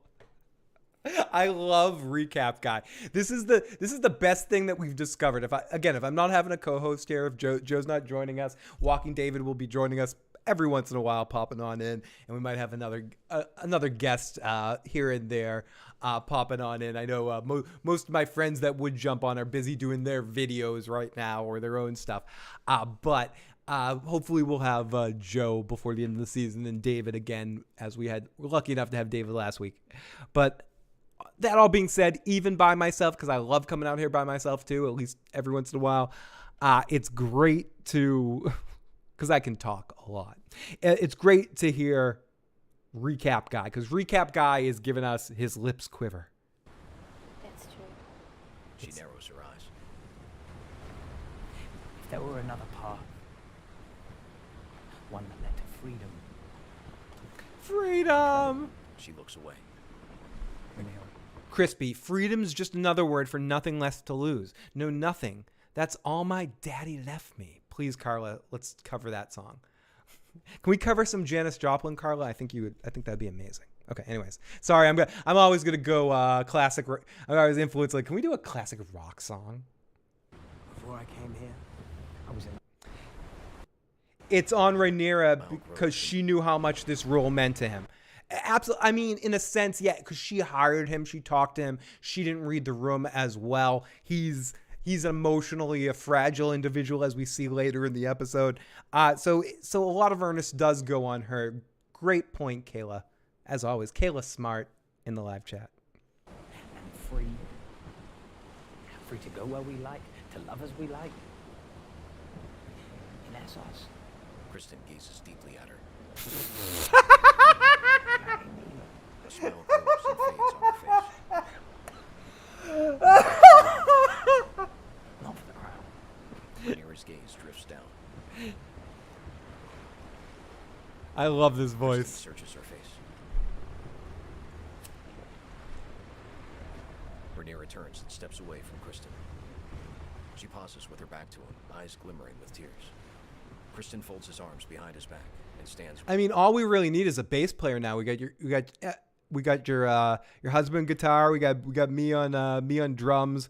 We got enough lead guitar players that can come in to play a solo here and there. We only really need a bass player, and we got the full band, Carla. We're gonna kill it at the next Game of Thrones convention. She whirls around. I am the crown, said Criston. Or I will be. I may chafe at my duties, but do you think I would choose infamy in exchange for a bushel of oranges or a ship to a shy? Criston's face tenses. I got a bushel, a pail, whatever that fucking shit is. Loner, I agree. There's a lot of great chats in the world, but there's nothing like the live motherfucking chat. Seriously. I love how off the hook we all are and keeping this fun and keeping this silly. You guys, it means the world to me to get to share this experience watching this show with you awesome folks. So I got you covered. We got the bloody talker and the cowbell. We're gonna be a rockin' band. We're gonna do some fucking great shit here. Okay, so which is cool. We can shift acoustic too with the congas and the hand drums, or we can play some heavy stuff with the rock music. Sorry, I'm busy starting a rock band here with the Waynes over with the Waynes in Australia. Like I'm gonna go over and jam in Australia. Anyways, okay, let me continue here. We can play at the next Westeros wedding at our own risk. No one fucks with the band, Carla. I'm so all about this. You have no idea. Okay, so let's continue. Crispin is watching her. We get the love music. Let's continue with this. It is my duty to marry a nobleman from a great house, and Selena will make a fine husband. Criston's face gradually. I swear, when I heard this scene a couple times, I thought I was messed up and it was a different brother Valerian called Selena. Because to me in the scene, the way they're pronouncing his name, they're making it sound like there's an S there at the beginning, Selena. Tighter. Well, my I mean, when you become a channel supporter, you're getting a dime bag of support. I think that says what we need to say about 75% of the audience right now. my marriage She steps back to him. does not have to be the end. She smiles crookedly at him. So Criston, Laenor and I have an understanding. I've granted him leave to pursue his own interests. And in turn, he's granted me the same. Criston tears up while his brow knits together. He glances away. So you want me to be your whore? Please? I want us to continue as we began with you as my small So I'm sorry. I don't want to be that guy. But when someone asks you that question, it's like the Ray from Ghostbusters question. When someone asks you if you're a god, you say yes. If someone asks you, do you want to be my whore? I'm sorry. I'm yes. The answer is yes. Yeah. What's wrong with that, motherfucker? We'll star as a chilled trio and absolutely. I mean, you guys are already a locked-in duo, so all I have to come in there and play some percussion to add a little extra layer to what you guys are doing. So I think that's the best way to start, and then we'll see if a bass player makes sense. We might not need it. Your husband's a very good guitar player. He might be able to do enough without the bass, especially if we scaled it down. We playing with some brushes on occasion. Sorry. I'm doing the rock band thing. Sorry, I'm selling myself here.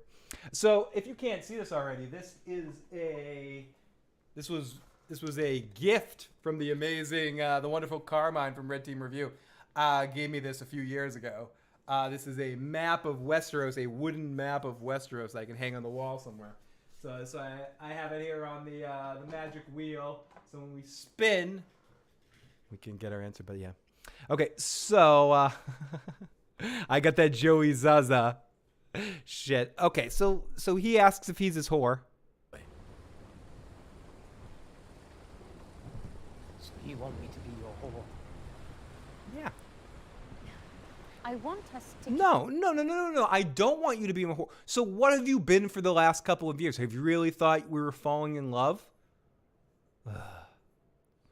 Dudes like this, people like this, because it's not just people like this make people feel suspect about getting into casual relationships. Because there's nothing wrong with monogamous lockdown relationships. There's also nothing wrong when you decide to get into a dynamic to have some fun with somebody and keep it all casual. Fuck friends or whatever you want to call it, friends with benefits, whatever. Like that kind of dynamic is great. But you got to make sure both people are on the same goddamn page. Crispy was not on the same page as Rhaenyra. Rhaenyra thought this was fun times at the OK Corral, and this is going to be fun times for all eternity and whatever. And Crispy thought they were falling in love. So there's a disconnect. Things like this is what stop people from having casual relationships, because you're always afraid someone's going to catch the feelings, and Crispy caught the feelings. Give me Phil, give me fire, give me all the West Side. Give me Phil, give me fire, give me all the West Side.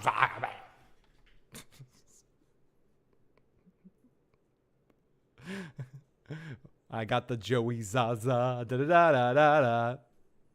Smash that damn like if you haven't already. Lotus, leave your ear alone. Yeah, you heard me. You heard me, you sassy bitch. Hey, sassafras. Okay, yeah. Yeah, that's what I'm talking about, girl. I love you. This is my first night with my dog after my 2-week absence with her, so I'm so happy to have her back here tonight on the live stream.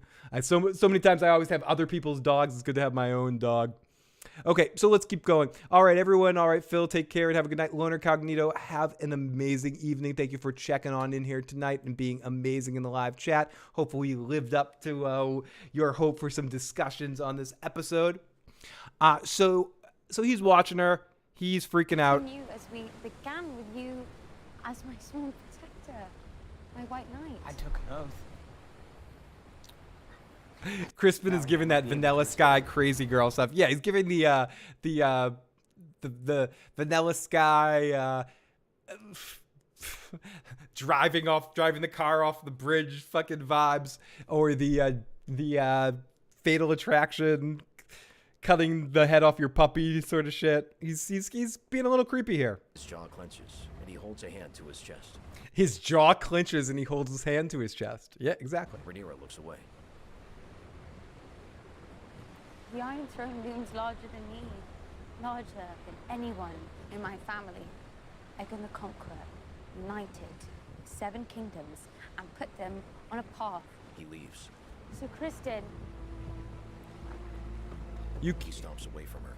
You can't blame Sir Criston Cole for having feelings. Rhaenyra's fine as fuck. I mean, yeah, and she's get riding on a fucking dragon, walking through town in blood. You know. Rhaenyra stares after her. Don't have to tell me. Her gaze slowly shifts back to the churning sea. So right at that point, she gets the feeling like I've made a big mistake, but she doesn't do anything. She needs to kill him right there. But no, and he's just pissed. Then we get to Alicent, and she is not doing good. The king is not looking good. He falls down. The queen summons Crispy, and she holds the baby, and she interrogates him. He's like, fuck. She asks him, are you who you loyal to? She presses him, but doesn't really press him. She's asking him about the Daemon situation, and he straight out admits, because he's dumb as a bag of dirt, that he fucked Rhaenyra and he wants to be killed quickly instead of being tortured. Excuse me. He's waiting to be sentenced to death, and she's like, just get out of here. As she's shocked. She plays this great. She didn't know it was coming, the information she was going to get, and she plays it like, she takes that in. Excuse me. In turn, excuse me. Sorry, that was a big burp. You're lucky I hit that mute button. That would have been gross. But he's looking at her in that way of just, it's just a funny scene in that situation. Oh, thank you so much, Nancy Martinez. Thank you for LML sending you guys on over. Great to we got Brian's sister says David Lightberger says hello. Just finding your channel. Thank you so much for coming on over here from here. David, one of my partners in crime over there on Teflon TV, and great dude that leaves lots of voicemails. Hung out with him at one of the cons. Good people. And yeah, no, thank you. Anyone that's coming over here from LML's channel, a little bit more silly and goofy. LML's got more of the facts and the information going on. But I appreciate him sending you guys over this way. You guys, welcome to the parties, pal. Hey, Minty. Hey, all of you guys, welcome. Right now, we're in the scene where dumbass Criston, or we're calling him Krispy Kreme here tonight, is being told off on the boat. And I think in that moment, Rhaenyra needed to go Dracarys on his ass. She had no choice because he is... It's like in the mafia when you find out someone's a rat in that moment. You might like them, but you need to take them out. There's no goddamn choice. I posted the link to the stream. You should be getting some folks. Oh, thank you so much. LML sends his regard. Oh, you guys are incredible. Everyone popping on over here. I don't have birds, but I do have a dog and a pillow pet cat. But thank you to LML and all the LML fans checking on over here. Very much appreciated it. So yeah, but like at that moment, she seriously needs to just Dracarys his ass off the fucking boat because he is a problem. At that point, she's smart enough to know it's highway to the danger zone. You have to make Crispy extra crispy and send him off the fucking planet. Thank you, Courtney, for checking out here. All of you guys that came on over from LML's channel, I send that love back. If he's still streaming, make sure all of you guys that are in this stream go over there and check out his channel, hit that like button. Cross-pollination of all these silly streams tonight, sending lots of love to him. Speaking of LML, I think I have a voicemail from earlier from a dragon. Wait, is this a dragon? Oh, I heard you boys talking about me, and I know you're waiting for me to show up. This is Danny Vagar, and I just wanted to say I'm on the way. I may have taken a wrong turn somewhere back a mile or two, but I'm coming. I found this sweet little girl. She's on my back, and I'm giving her a ride. Her name's Lena. She got some pretty curly hair. All right, now. I'll see you boys soon. All right. I got some meatloaf. I cooked it up real nice. Okay. We got Nanny Vagar on the voicemail line. Oh, my goodness. That's a message for all of you guys. Oh, my God. It's Nanny Vagar. Oh, my God. And wait. I think we got one more message from Nanny Vagar for all of you fans that came over here from LML's channel. I think Vagar has one more quick message for you guys. Hey, guys, it's Nanny Vagar again. I told you I was bringing meatloaf, but he wanted to... I would do anything for love, but I won't do that. No, I won't do that. This is the content that the LML fans want. I know. I figured if you guys are coming over here, I got to give you what you want. I got to give you the Vagar shit right here. You know, I'm no big city lawyer. I'm just Davos Seaworth, and I'm sending you the Vagar that you want. And make sure you send the love right back to LML. Maybe we can do a crossover thing at some point where we can where I can connect with them. But I think LML might be on Tony's stream next week, so it'll be great to I'll make sure I send my thanks to him directly. But if anybody in my stream right now wants to pop on over there, please do and send LML my love as well. I can't fucking sleep. We got a super chat donation from the amazing Luke. I want to see Sopranos content, Phil. What happened? And what's amazing about my Sopranos content is I stopped right before doing the episode Pine Barrens, which is like the biggest episode in Sopranos history. And so I will be back doing more Sopranos content. My co-host on those, Matt, had some oral surgery, similar to me, but different. had some oral surgery and had to take a hiatus, but he's doing a little bit better now. So maybe after House of the Dragon and we're getting into the fall and early winter, I'll get back into doing some Sopranos stuff. But I will finish the series at some point, 100%. Hey, everybody, this is Elvis. Listen, everybody. Thank you, everybody. Thank you. Thank you, everyone, for coming over here on this voicemail line. Okay, and everyone, if you want to call in and get your voice in the voicemail line, call on in, Larry King's voicemail line. Call on in at 781-990-8509. Again, that's 781-990-8509. You can get your voice in the show right frickin' now, just like Nanny Vagar. This is the Bloody Talker. Hey, Phil. So I just wanted to get your kind of thoughts on something. I don't know how many episodes we have left in season 1. And without trying to get too spoiler heavy for people who haven't read the books, trying to think of, with the pacing, where we're going to end. I'm sorry, Bloody Talk. I got distracted for a second. We do have the amazing David Lightbringer in the live chat right now, who brought so many folks over here tonight. Thank you so much for popping on in there. And I just, I don't know if you heard it, but we were lucky enough to get a few messages from Nanny Vagar earlier. I played the messages from Tony's stream just because I figured people would want to hear that. But thank you for sending people over here, man. That means so much to me. Here we go. Sorry, Bloody Talker. I'm going to start over again because I'm distracted right now and getting a little buzzy. So, Bloody Talker, here you go. Hey, Phil. So I just wanted to get your kind of thoughts on something. I don't know how many episodes we have left in season 1. And without trying to get too spoiler heavy for people who haven't read the books, trying to think of, with the pacing, where we're going to end up, right? And I think I have two possibilities. Tell me. I think the first one's more likely, which is we end season 1 with Viserys' death, and then we have the Black and the Green Councils, right?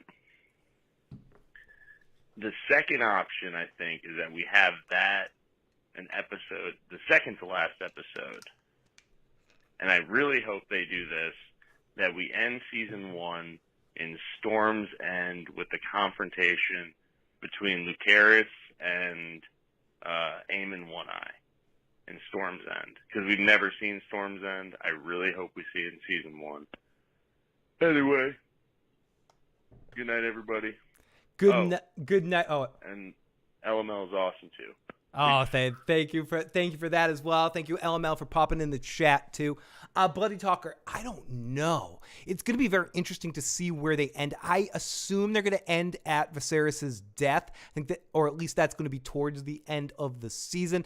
The way he's withering away, like Dan Aykroyd in that movie, when his body just keeps falling apart, it doesn't seem like he's going to last very long. I am familiar with the material of. I mean, I've read through it, but I'm not like an expert like someone like LML or Tony or Bridge or Gray are in the material for this. I purposely kept myself somewhat ignorant to it. So I'm not sure. This season seems like to me that it's leading to the point where Viserys will be dying, will be the big end point of the series to kind of set things in motion. And then we'll have a big event of some kind, creating some tension. People that know more about it in the books, please share your thoughts in the live chat about where you think this season's going to end. Help answer the fucking Bloody Talkers answers and questions, dude. I think Daddy Viserys won't outlast the next episode. He's looking like expired milk in the preview for season 6. This season is the prelude to the dance. I tend to think that too. It's all sort of a prelude or a foreshadow, or not a foreshadow, a foreplay. I don't know why I avoided the sexual connotation in that situation. I was the fore something, the foreskin? No, the foreshadow, no, the foreplay. Like the foreplay for the dance. And that we're going to get the first dip into the dance at the end of this season. And it's really going to hit the ground running in season 2. David says he's got to last to 8. Blood and Cheese season 2 premiere. The season finale will be George R. R. Martin cooking 70 dishes. I say Storm's End Showdown will be episode 10 for sure, says David Lightbringer. Kayla Smith says, I thought he died at the wedding. I hope they don't go past the confirmation he mentioned last episode. Kayla, I almost thought he died at the wedding too until I saw him in previews for next week or some of the preview stuff that Tony was looking at in the stream earlier tonight. He certainly didn't look good. And it seems like just more and more pieces of him are going to fall apart. And whether he has leprosy or it's something that the maesters are giving him to cause some effect, some leprosy-like effects. And I know people, the medical people, like, you know, if he has leprosy, everyone has leprosy. So it's probably not that. It's probably something else, being poisoned in a weird way to have his body fall apart. Whatever is happening to him, he's not long for this world. Episode 8, episode 9, episode 10. One of those episodes he's dying. He's not making it to season 2. Does anyone in the live chat think Viserys makes it to season 2? Raise your hand or give a thumbs up or just give the thumbs down if you think no fucking way. Or just answer the goddamn question. I don't know how to say it. But either way, answer the question. Does anyone out there think I'm stupid and think that Viserys will last into season 2? I think there's no bloody way. No bloody talker way. We got AK in the live motherfucking chat. I got some of the best mods in the world right now. We got Mod Mary, we got Iron Throne, we got AK. They did not know they were getting a second season, so they definitely put that in there. Not a chance. Thumbs down all the way. And again, I thank all of you guys that have popped on over here from David Lightbringer's stream. Thank you to David for popping on in here for a little bit as well, sharing his thoughts. Means a lot. Let's get back into this episode. Where are we? We're on a boat. Crispy just acted like a moron. Servants gather around the royal carriage, now sitting in a courtyard below.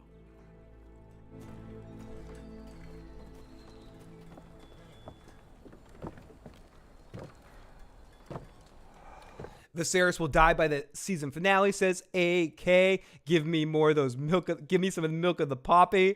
Vibing tonight, Swagger Dagger. That's a great fucking name, Swagger Dagger. Swagger Dagger, Swagger Dagger. Wasn't on the money, it's a Swagger Dagger. Like, I want to write a metal song called Swagger Dagger. That's like a cool fucking name, dude. I'm here for AK. I'm here for the amazing AK in the live chat. Hope AK is doing great. The game is now just getting started. The episode was officially a kickoff. Great to see the one and only AK-47 in the live chat. Make sure you check her out and check out all of her fun stuff. Popping on so many different places. I love the amazing AK. You're welcome, Swagger Dagger. That's just a great name. That feels nice on my tongue saying Swagger Dagger. Swagger motherfucking dagger. I go to the left, I go to the right. I'm rocking this party all through the night. Swagger dagger. Swagger dagger. I'm writing it. I'm feeling it, dude. I'm feeling that shit. Oh, Swagger is one of your mods. A great name, and thank you for popping on in here, Swagger Dagger. I want to rock your. I want to write a song about your name. Sorry, I'm feeling stupid right now. I'm feeling buzzy and stupid and having a good time, and I'm writing a fucking song about Swagger the motherfucking Dagger. Sorry, kid gloves, my voice. I'm getting very Boston here. The more drunk I get, the less verbal I get. Hi, everybody. Welcome to Filthy Issues Guy stream. I'm here to talk about the intellectual possibilities, about the ignorant. Blah, blah. No. I'm fucking Boston now. I've had a few drinks. I'm silly.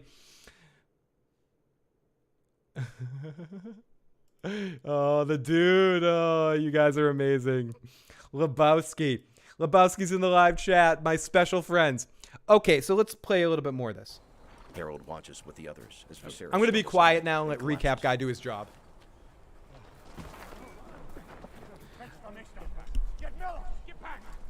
I'm going to play with my action figures. Passively, then walks away. I'm going to do this is Sir Weird Al, Sir Crispin. Goofy is the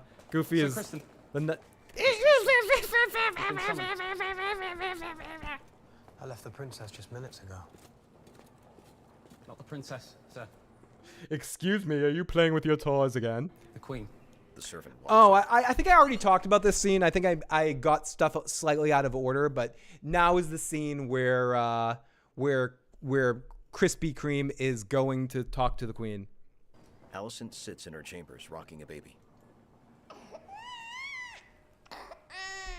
Now, this is like a pimp interrogation move. When you have a baby on your lap, you're like, now, I'm tricky, I'm funky, spam. Yeah, sorry, baby Weird Al. Oh, are you a good baby Weird Al?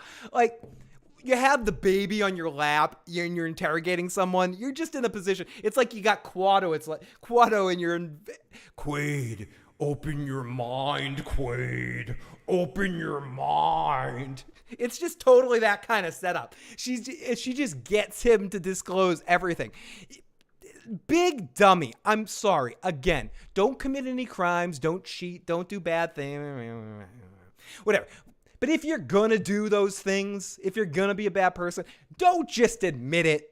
Don't Ted just admit it. Cameras, goddamn images. Cameras got them all. Nothing shocking. Keep your damn mouth shut. A maidservant enters and curtsies. Sir Criston, your grace. Alicent stands as she leaves, then hands the baby to another maidservant. That will be all. Open your mind, Alicent. Open your mind, Crispy. Get the fuck to Mars. Just get the fuck to Mars. This the best mindfuck yet, Cohagon. That's my favorite line. For some stupid reason, my cousins and I, at every holiday party for probably 5 years in a row, we would just look at each other and go, that's the best mindfuck yet, Cohagon. I don't know why. It wasn't funny. It wasn't interesting. It wasn't cool. But we laughed. It was a good old time. At the Weinstein family occasion. Yeah, there you go. There's my last name. You want to fucking know my last name? There it is. Criston passes the maid. It's not T issues guy. It's really not. Servant as she leaves with the baby. Criston pauses, then I don't know why I was gonna say the issues guy family, but there you go. The other maidservant shuts the doors. It is not a tumor. I'm not telling this story for you to feel bad for me or anything like that. I'm just telling it for comedic purposes. I myself am a cancer survivor. I was lucky enough to have it caught really early. And when I went to the hospital and they did the biopsy and they found out what it was and blah, blah, blah, blah, blah, the doctor told me what it was in the actual doctor's office. I am proud, or not proud. I don't think proud's the best word. I turned to the doctor and I said, "You're telling me it's a tumor?"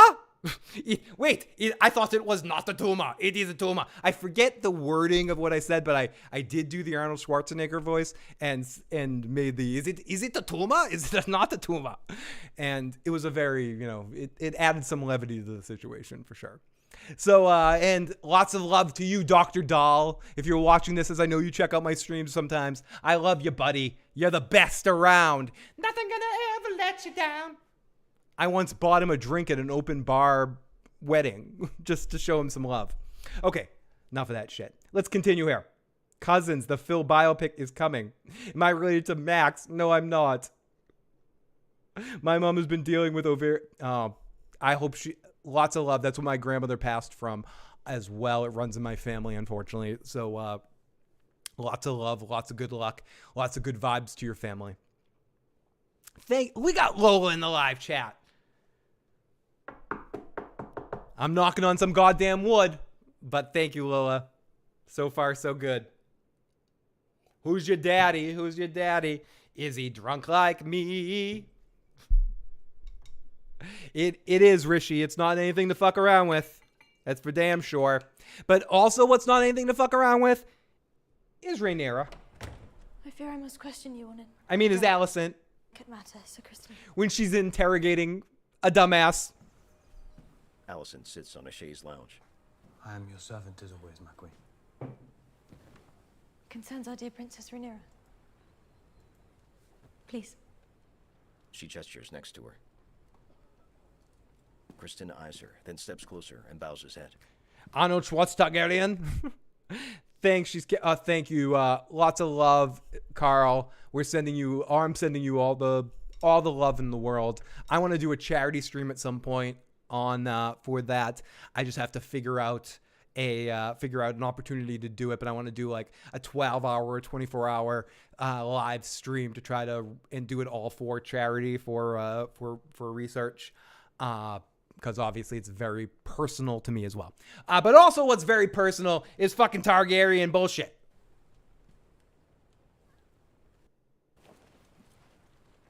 You are her sworn protector and rightly loyal to her. He nods. Exactly, AK. Sir Crispy is when fuck boys get feeling. So here we go. Let's play this voicemail right now. And while I'm going, you can leave a voicemail at 781-990-8509. Again, that's 781-990-8509. The number's right on the screen, just like this person right here. So I'm watching your live stream and I'm hearing that Viserys is dead. Like, I didn't get a chance. TV, goddamn images. TV's got them all. Nothing shocking. Come on, everybody, naked and disfigured, nothing shocking. See the previews yet? It's implied that he's in the next episode. I thought he died in this episode, so I guess not. I feel a fool believing that he were to fall this episode. But I was wondering, you say you always refer to Sir Davos as no big city lawyer. I wanted to know what inspired that saying.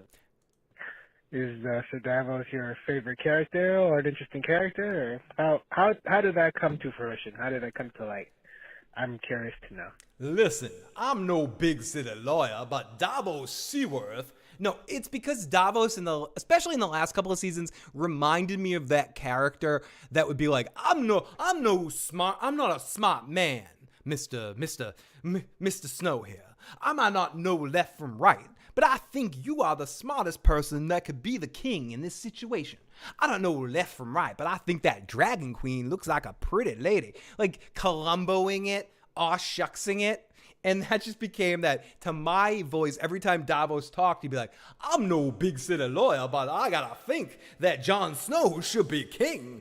I can't think what I'm talking about. It's almost like with David thinking about with the dragon to being like old lady. Like you think about the dragon as like just old lady. Like Davos to me screamed as like just I'm just a dumb big city. I'm not smart. I can't fight.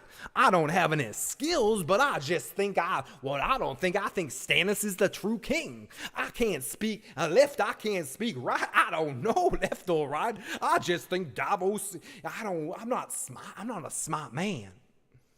So that's where it came from. It honestly just came organically from thinking every time Davos talked reminded me of those scenes where someone would be like, I'm no big city lawyer, but I think you were stupid or something. So it just kind of built on that. So that's Futurama had the chicken lawyer. Yeah. It's all based around that character. And in my mind, every time Davos talked in those final couple of seasons, he kind of had a little bit of the big city lawyer thing going on. So that's where the Davos silly lawyer thing came from. And I love some early Perry Farrell. I definitely do. You guys are the walking motherfucking David, our co-host last week, is popping in the live chat. I haven't seen the episode yet, was busy, but I'm going to catch up and watch the recap soon. Thank you, Walking David, for popping on in here. Of course, David will be joining us again before the end of the season. The amazing, talented David that if you call in our voicemail line, you can hear his, it's not him. It's actually Littlefinger that left us our voicemail line. And in fairness, David didn't even leave that. I had to record a recording of David recording that So it's like a couple of generations down, so you're not even getting the subtlety of David's Littlefinger impression. And if you haven't already, make sure you subscribe on YouTube to The Walking David. But if you really want to see The Walking David's most of his content, he's a huge success on the Tick and the Talk over there. So follow The Walking David on TikTok. You can check that out. He does a lot of Walking Dead impressions, but also throws in some other stuff here and there as well. So make sure you follow The Walking Dead or Walking David or subscribe to The Walking David. Co-host here on the Issues program as well. Lots of love to David. Coming down the mountain. Yay! I'm a huge Jane's Addiction fan. I think they're the band that doesn't get enough credit for bridging the gap between hair metal and grunge. I think they very much merged that with a fusion sort of thing. They catered to both audiences. But anyways, enough Jane's Addiction talk. I need to do a whole stream on Jane's Addiction. It's coming. Okay, so the king is passing out. Where are we? Oh, no, her and Crispy. Lapse of morals that may have... I mean, there's not much else to say in this scene. She does some of the worst interrogating in the world, and Crispy is one of the worst people ever interrogated in the world, and he just gives it up without interrogation. It's a big bloody mess in this situation, really. I have dishonored myself. Carl, I did a Pink Floyd one, but I haven't done any more. A Pink Floyd live stream. I've also been part of a Beatles podcast with my old high school teacher and a couple of his friends called the Beatle Maniacs. There's a YouTube channel with a couple of those live streams if you want to watch those. It's very much... I love talking about rock music, especially classic rock and 90s rock. But, excuse me, I haven't done more than that. And then we did the music trivia competition and the best guitar player competition. But I do want to do some more music discussions as well as movies and television and stuff. Because before I talk television, you know, my friends and I were very much like the dudes in High Fidelity that we would just sit and debate, you know, top 5 this, top 5 that, top 5 this. And I'd kind of love to bring that here as well. So look for that stuff in the future. Maybe we can get some of our friends. I know Tony knows that stuff well. Maybe we can get some of our other friends that are passionate about music to jump on in to have these kind of discussions. I love Perry as well, especially early Perry. His voice is unlike anything else. So yeah, okay. Enough of that Jane's Addiction talk. Let's continue with this episode. And Alicent in the worst interrogation of all time. No consideration. Alicent's face hardens and her brows pinch together. Gecko says definitely more music. I agree. I have a lot of fun talking about that stuff. Doesn't get the most views and shit, but I don't give a fuck. I enjoy doing it, and I do this for fun, and I'm lucky enough to have some other bigger channels supporting here. As you see LML in the live chat. You know, Tony supports us here. Carmine as well, and Gray and Quinn, and like, you know, we're lucky enough to have a lot of big channels, or history buffs, Nick, that promote us and share us, and that's why a lot of you guys are here and checking me out. So I don't care as much. I'm lucky enough to have any of you guys checking out this silliness. So I would absolutely, I know some of you like those music things, even though they don't get as much burst view type stuff. I would definitely love to do a Zeppelin one, a Beatles one, I already did a Pink Floyd one, and definitely a Jane's Addiction one, a Chili Peppers one as well. A lot of bands I would love to cover, and I will, especially now that I'm back more in a rhythm after going through a couple of moves, the big D, and you know, so I'm back moving and shaking. So that stuff will definitely be coming soon. So make sure you keep me honest on that. Make requests. If you have a certain band you love me to cover, do reactions to, I'm definitely open for music stuff too. But if, as a clement queen, you are inclined to pity, I would ask only this. That rather than gelding me and having me tortured, you would sentence me mercifully to death. yeah, get the fuck out of here. And I love how she just sends him out of there.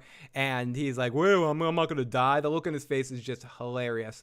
So we get into the next scene, which is the king passing out with the leeches. And that will not be necessary, or what? Oh, yeah, here we go. Let's listen to this. I will bring the leeches.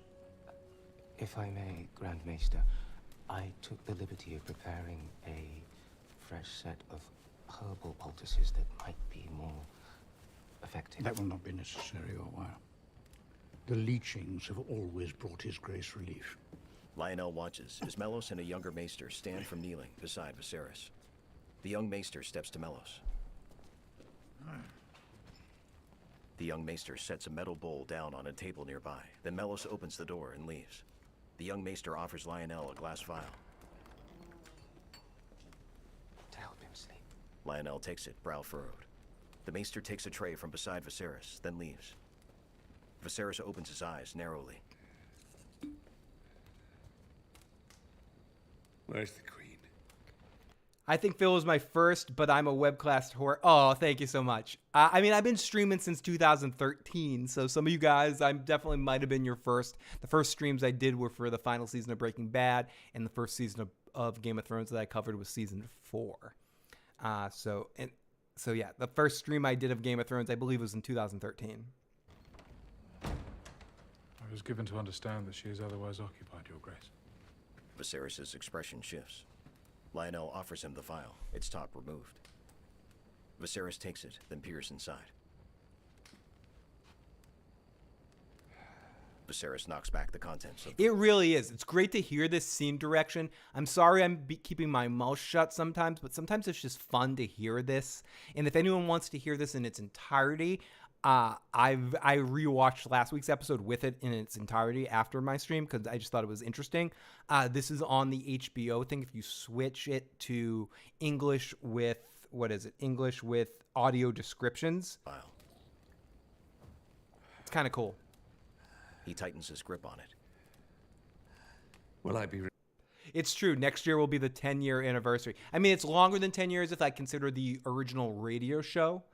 This all started from a radio show that I did on college radio, and then I interned a little bit on a real radio station where I was on the air a little bit, and I also was on an internet radio station temporarily too called Unregular Radio, and a couple of other places before on Ustream, on Justin TV, doing streaming on those, doing a more general show. And then I was for a year on YouTube on a different channel doing general topics, like doing not doing television shows, doing more of a current events show.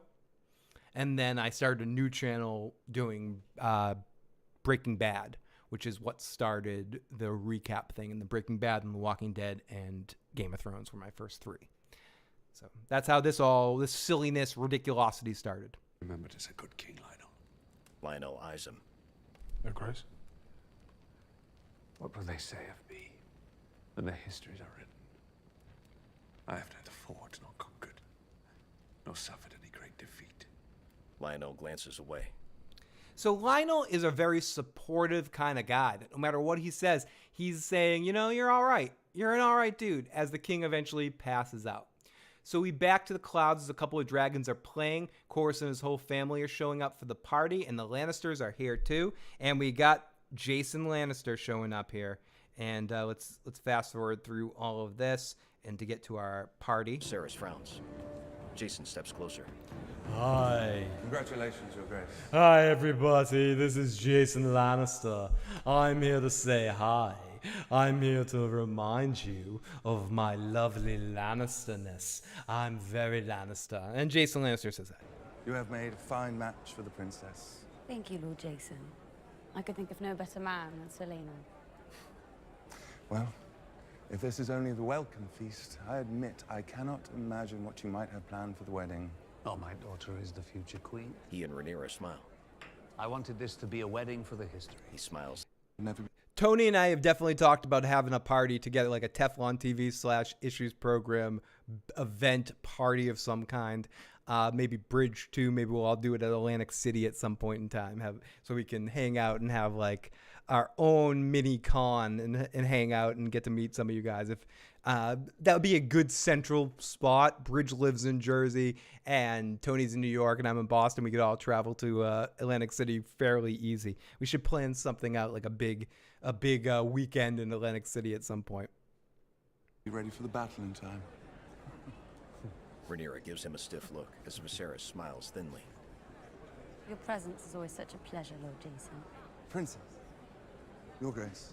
Jason bows. Yeah, I've been doing this kind of thing since I think 2009. Like my radio show was in 2009, 2010, and 2008, 2009. The end of 2008. I started in October 2008, 2009, and part of 2010.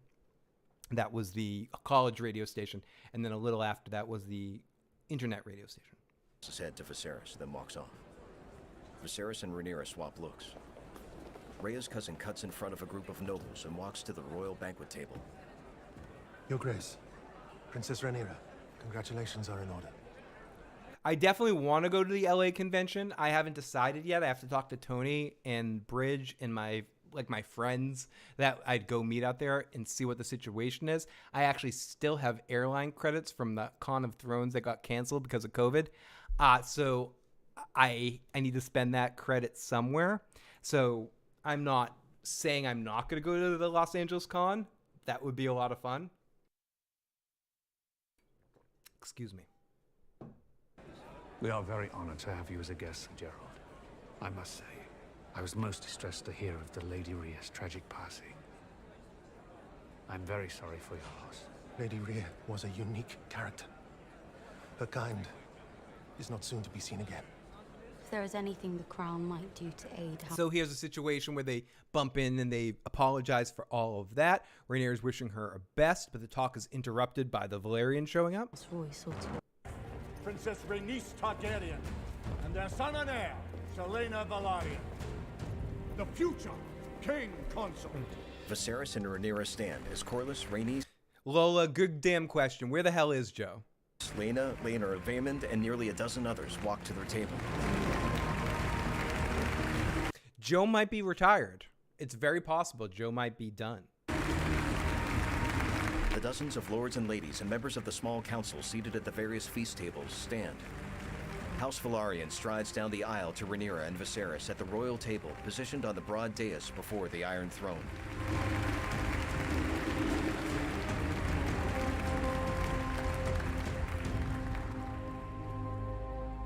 Laenor stands at the head of his family and bows to Viserys and Rhaenyra.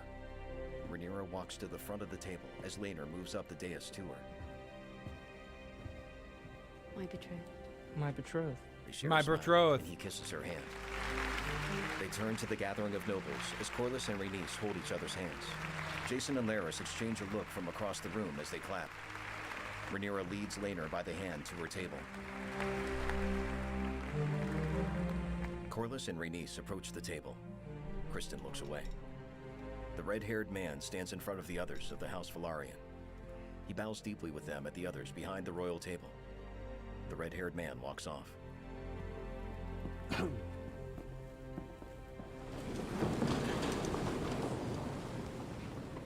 Nobles take their seats at their banquet tables. Daemon strides into the hall. No, we'll still have a fun time without Joe, even though I wish Joe will join us at some point. As Daemon comes in, sorry, I got a little lost in the recap guy. He smiles, Daemon comes in, they pull out a chair for him. The king starts to give a speech about the two houses joining together, but he's stopped and he's distracted by Alicent coming in. Alicent comes in, and then we get this information from two of the guys in the audience. They basically tell us just to make sure the audience knows what the green means. Alicent stands at the room's doors. She hikes her elegant green gown up and walks down the aisle to the royal table. Yeah, she does. Viserys watches her step closer, and his face draws tight. The seated nobles stand as she passes them. The king right in the midst of his speech. Alicent glances toward... Oh, Drew, I do live in the Boston area. I absolutely do. And I'm all down for partying, going out in Boston and stuff. I just mean that Atlantic City's a good middle spot for Tony, Bridge, and I if we ever did a big sort of gathering of like a Usual Suspects gathering of some sort and all got together for a hangout. Atlantic City would be a good central spot for all of us to go visit. And we want to make it as easy on Bridge as possible, so we'll do it in his own state. It's not that much of a travel for Tony, and for me, it's only a few hours as well to get to AC. But yeah, I'm in Boston, or suburb of Boston. Green. Larys nods at him. Alicent walks up the dais to the royal table. She slows to a stop as she reaches the empty seat. So Alicent comes in there and gives huge vibes, and everyone gives death stares. And the joining of the two houses, Your Grace. And the king continues his speech. Yes. Viserys turns to Rhaenyra. I think Crispy doesn't deal with any consequences because he runs out of there soon enough, and is basically not in a position to get into trouble. But that's a big issue I have with it, so to speak. And she softly smiles up at him. He grins weakly at the gathering. With House Targaryen and House Velaryon united, I hope to herald in a second age of dragons in Westeros. Laena smiles softly, while Vaemond eyes him, a brow hooked over one eye. So they go in there. Crispin gives the death stares. Alicent's had enough. She's out. She heads out and talk to her uncle. He says, Old Town stands with you, and you stood tall. As they watch them dance, they do the whole mamushka thing. Gerald Royce is like, dude, to Daemon Targaryen, says, listen, you're going to pay.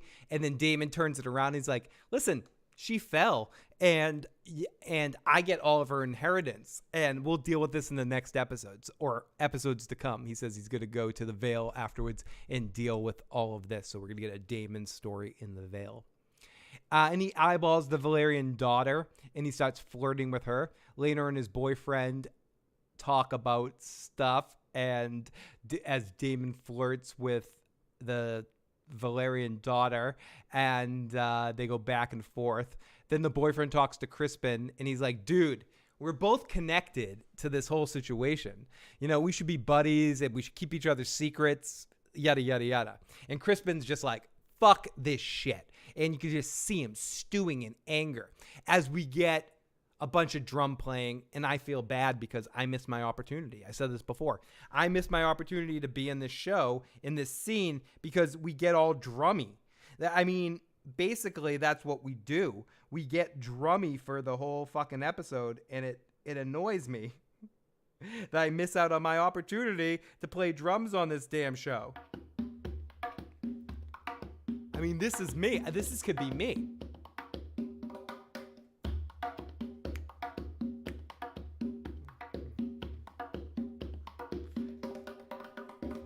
He's cunt strong. He's new Dead Kennedy songs, kill, kill, kill the Targaryens.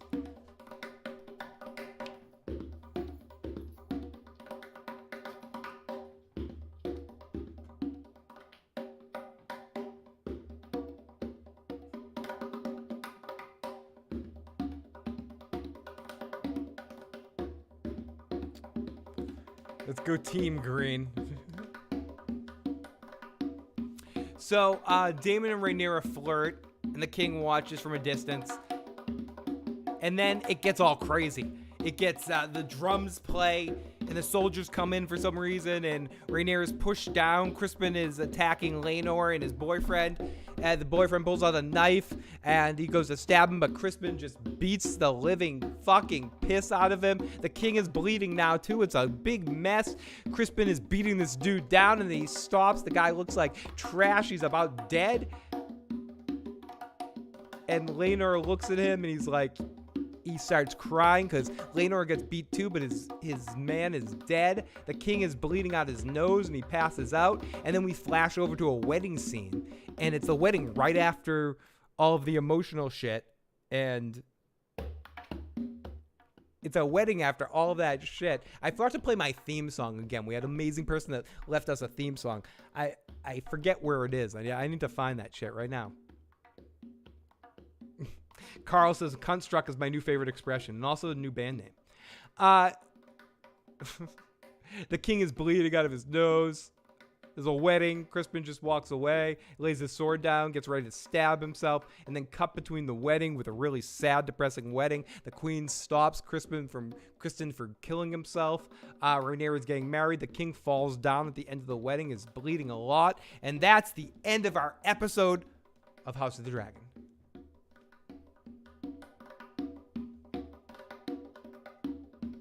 Okay, everybody. Thank you so much. If you have any last-minute questions or comments, now's the time. Let's go to our text messages, as we have a couple I missed. 702. Should Rhaenyra have married Tua to unite the power of the dragon and the dolphins to become unstoppable? That would have been something, wouldn't it? Pete's Live Music says, oh, love you, Pete's Live Music. Hope you're checking this out at a later date. Team Black, Bubba fucking Bowie, everyone, thank you so much for joining me tonight. If anyone has any last minute questions or comments, now's the time. As we're moving into next week, how do you guys feel about the time jump, about getting new characters? This was our series finale for young Rhaenyra and young Alicent. Are you excited about the new characters, the new actors playing these characters, or are you more worried about them? Very curious. Last call for alcohol, last questions, comments. Keep it going. Should Canelo fight Sir Crispy? I think that would be a good fight. I think Crispy has the edge in anger. He punches with bad intentions. Let's end our poll here. Do you feel sorry for King Viserys? 213 votes. Holy shit, a lot of votes. 65% say yes. 34% say no. So most people feel they feel bad. They feel sorry for this ineffective king. Press the like button on the way. Let's get it to 100. If we're not quite to 100 likes yet, help me get to that 100 likes. If you haven't, please hit that like button. It makes a difference. It really does. Now, more than ever here on YouTube, it makes a difference to get every single like or every single comment. Please comment on this video, hit the like button, all that fun stuff. Kayla says she's excited for the smart. Kayla Smart is excited for the jump. The vote was rigged. That vote was rigged. We got Mara Jade Skywalker excited for the new actors. Hope we still see younger versions. 8 more likes. We're 8 away from 100. Help me get to that 100 likes. Help it happen. And make sure you subscribe to all my buddies. David was in here earlier. Make sure you subscribe to him. Tony Teflon, Bridge 4, Red Team Review, Preston Jacobs, all those people. Make sure you subscribe to all my friends. Gray Area, Direwolf City. Those are my people. Make sure you subscribe to all of those folks. All awesome people and friends of the Issues program. Sending them lots of love. Nothing but respect for Alicent, but Team Black all the way, says Maud Mary. I demand a recount on that damn vote. The costume should be brighter. Get him to 100, says Alyssa. Thank you, Alyssa, in the live chat. Thank you for popping on in here. Get me to those 100 likes. The new actors better come with it. They have a lot to live up to. We're popping on in here. They better live up to this shit. Let me get to this music. You guys, thank you so much for joining me. I think it might be a little late, but there's a small chance I might pop over to Preston and Carmine if they're still streaming and jump on in and join those two awesome individuals. But if not, I'll be back next week for some more silliness, some more streaming nonsense, some more live streaming fun here on Fill the Issues Guy. Maybe I'll put out a short video midweek, but I'm not sure. Also, if you are a fan of Better Call Saul, I put out a video recently about talking about them losing the Emmy again. 0-46 in Emmy Awards. It's a shame. And also, Cobra Kai Season 5 review. If you are into that show, please check out that review too. Now, everyone, if you haven't already, please hit the like button. Please hit the subscribe button. Share the channel with a friend. Help this get out to more and more people. But honestly, this has been an amazing night. Please come join me next week for more live recaps, more silliness, more babbling, more over the top nonsense. I love you guys. Talk to you next time.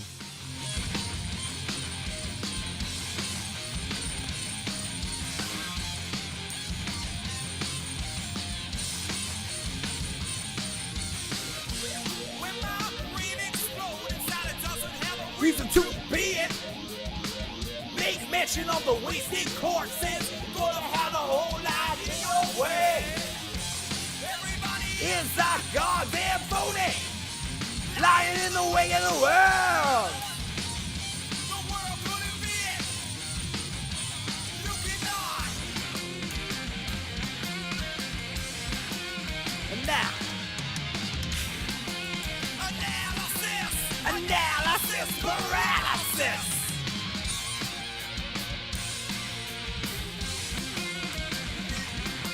Analysis paralysis.